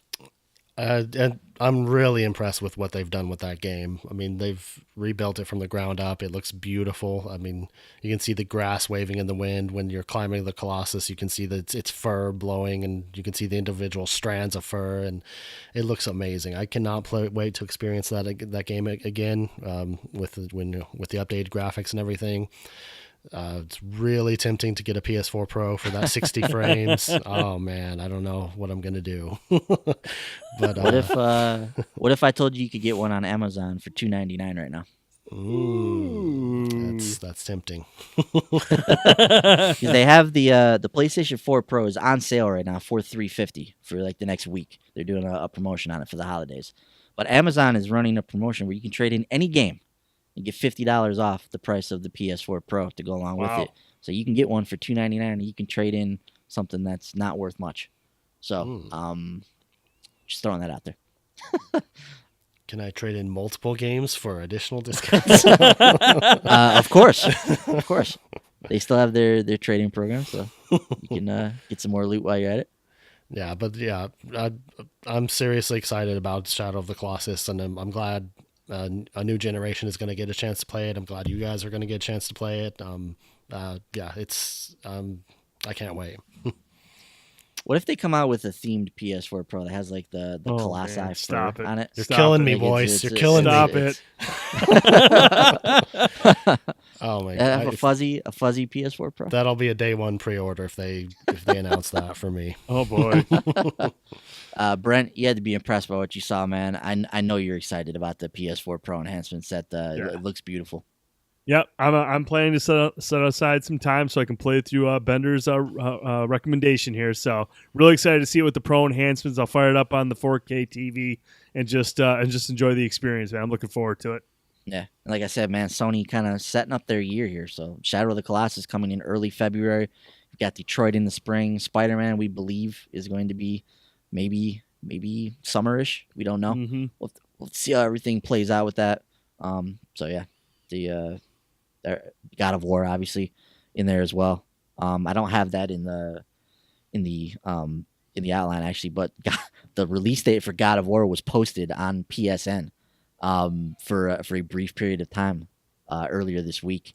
What was it? I believe it was March 21st. they had on there. March 21st or March 18th. It was one of those. But it was actually up on the US PSN. They had a date on it. So whether that was just somebody made a mistake or whatever it was, there was a date up there for God of War. So we could potentially see God of War at the end of March as well. So so if you roll Shadow of the Colossus, then God of War, then Detroit, then Spider-Man. I mean, that's a hell of a lineup there. Mm-hmm. Patapon 2 Remastered was announced. So that's awesome. So Sony going back, we saw them do Loco Roco 2. They did Patapon 1. Now they're doing Patapon 2. So awesome to see them going back and remaster some of these classic PSP games. Golem has a release date. So Golem reemerged at the PlayStation Experience here. March 13th, Golem will come out. Really, really excited for that game. Lost Soul aside, also at the PlayStation Experience. I don't know if you guys have watched this trailer, but Lost Soul aside, Brent, if you have not watched this trailer for Lost Soul aside, running at 60 frames per second, clearly inspired by Final Fantasy and Devil May Cry. I cannot wait to see what happens with Lost Soul aside. It looks really, really good, man. Hard to believe that this is like the vision of one dude. I think there's other people involved at this point as Sony's gotten behind the project, but yeah, just that this was the vision initially of one guy, what he was trying to do is really impressive. Rick and Morty Virtual Reality is on VR now. It's coming to PSVR next year. Heard some good things about this one. Bender, how excited are you that Rick and Morty are coming to VR on PSVR next year, man? I'm pretty excited about that. I've actually heard some good things about that game. That's one of the better VR experiences out there. It's pretty cool that Justin Roiland's getting into the VR space and making some cool things. So, and I'm a big Rick and Morty fan, so I'll definitely be picking this up when it hits PSVR and checking it out. Definitely, like you mentioned, VR had a really strong showing. For the last week. So Rick and Morty, Killing Floor coming to VR as well. PSVR, Blood and Truth looked absolutely great in the PlayStation Live footage we saw. Project Lux, which is a visual novel, headed to PSVR. And there was a ton of other games at the PlayStation Experience. So go out, check out some of the footage of those games. But it's a fun show to watch, watching the live show and watching the gameplay reveals and that kind of stuff. So definitely recommend going and checking that stuff out if you haven't. Brent, that's it for the PlayStation Experience. Awesome. And, Mr. Boyce, I know that we just got done talking about the PlayStation Experience, but I also know you're very excited about one more thing that we learned about. I want to give you a moment to kind of gush about it, but let's talk a little Mega Man, buddy. Yeah, so Mega Man had their 30th anniversary live stream this past week, and I really didn't think anything of this, Brent. When they announced this, they were going to have a live stream. I figured they were just going to go on there, play some Mega Man games, and that would be it. That would be the celebration. That's pretty much what I've come to expect from Capcom when it comes to Mega Man over the last few years. But then something strange started to happen. So PlayStation tweeted out that Mega Man's 30th anniversary live stream is coming. Then Nintendo tweeted it out that Mega Man's 30th anniversary live stream is coming. So then the gears started to turn and be like, okay, well, what's going on here? You got these two big publishers like tweeting out that this thing's going on. Is there actually going to be something revealed at this thing? So we come into this live stream, and not only did they reveal stuff, but they revealed some pretty big stuff. So first and foremost, Mega Man 11 is announced. It's coming to PS4, Xbox One, Switch, and PC in late 2018. It's on the Game Informer cover right now as well. And I thought the trailer was beautiful for Mega Man 11. It's not the 8-bit style that we've seen from Mega Man 9 and 10 when they came back out. Mega Man 11 is like a 2.5D take on the series, something kind of like what Mighty Number 9 was trying to do but failed at. Mega Man 11 looks far superior to what we saw from Mighty Number 9. I actually thought the trailer looked really beautiful. I love the animation style in there. So I know a lot of people really like the way Mega Man looks and the original look and all that kind of stuff. I get all that. I love that stuff too. But I'm also on board with what they're doing with Mega Man 11 here. If they can pull this off, this would be a really, really beautiful looking game. Love the clean line animation style in it though. So that's coming in late 2018. Super pumped for that. That wasn't it, Brent. Mega Man X Collection. Something I've been clamoring for. I talked about this with JD as well. But the Mega Man X Collection, all 8 Mega Man X games in one package, coming to the PS4, the Xbox One, the PC, and the Switch in summer of 2018. So we're going to have the entire Mega Man X Collection, the entire Mega Man Legacy Collection will all be on the consoles now, so that's awesome. And then Mega Man Legacy 1 and 2, the Mega Man Legacy Collection, both coming to the Switch in summer of 2018 as well. Wow. With a new rewind feature. So for some of those extra difficult sections, you'll be able to rewind. That ability also coming to that game on other platforms as well.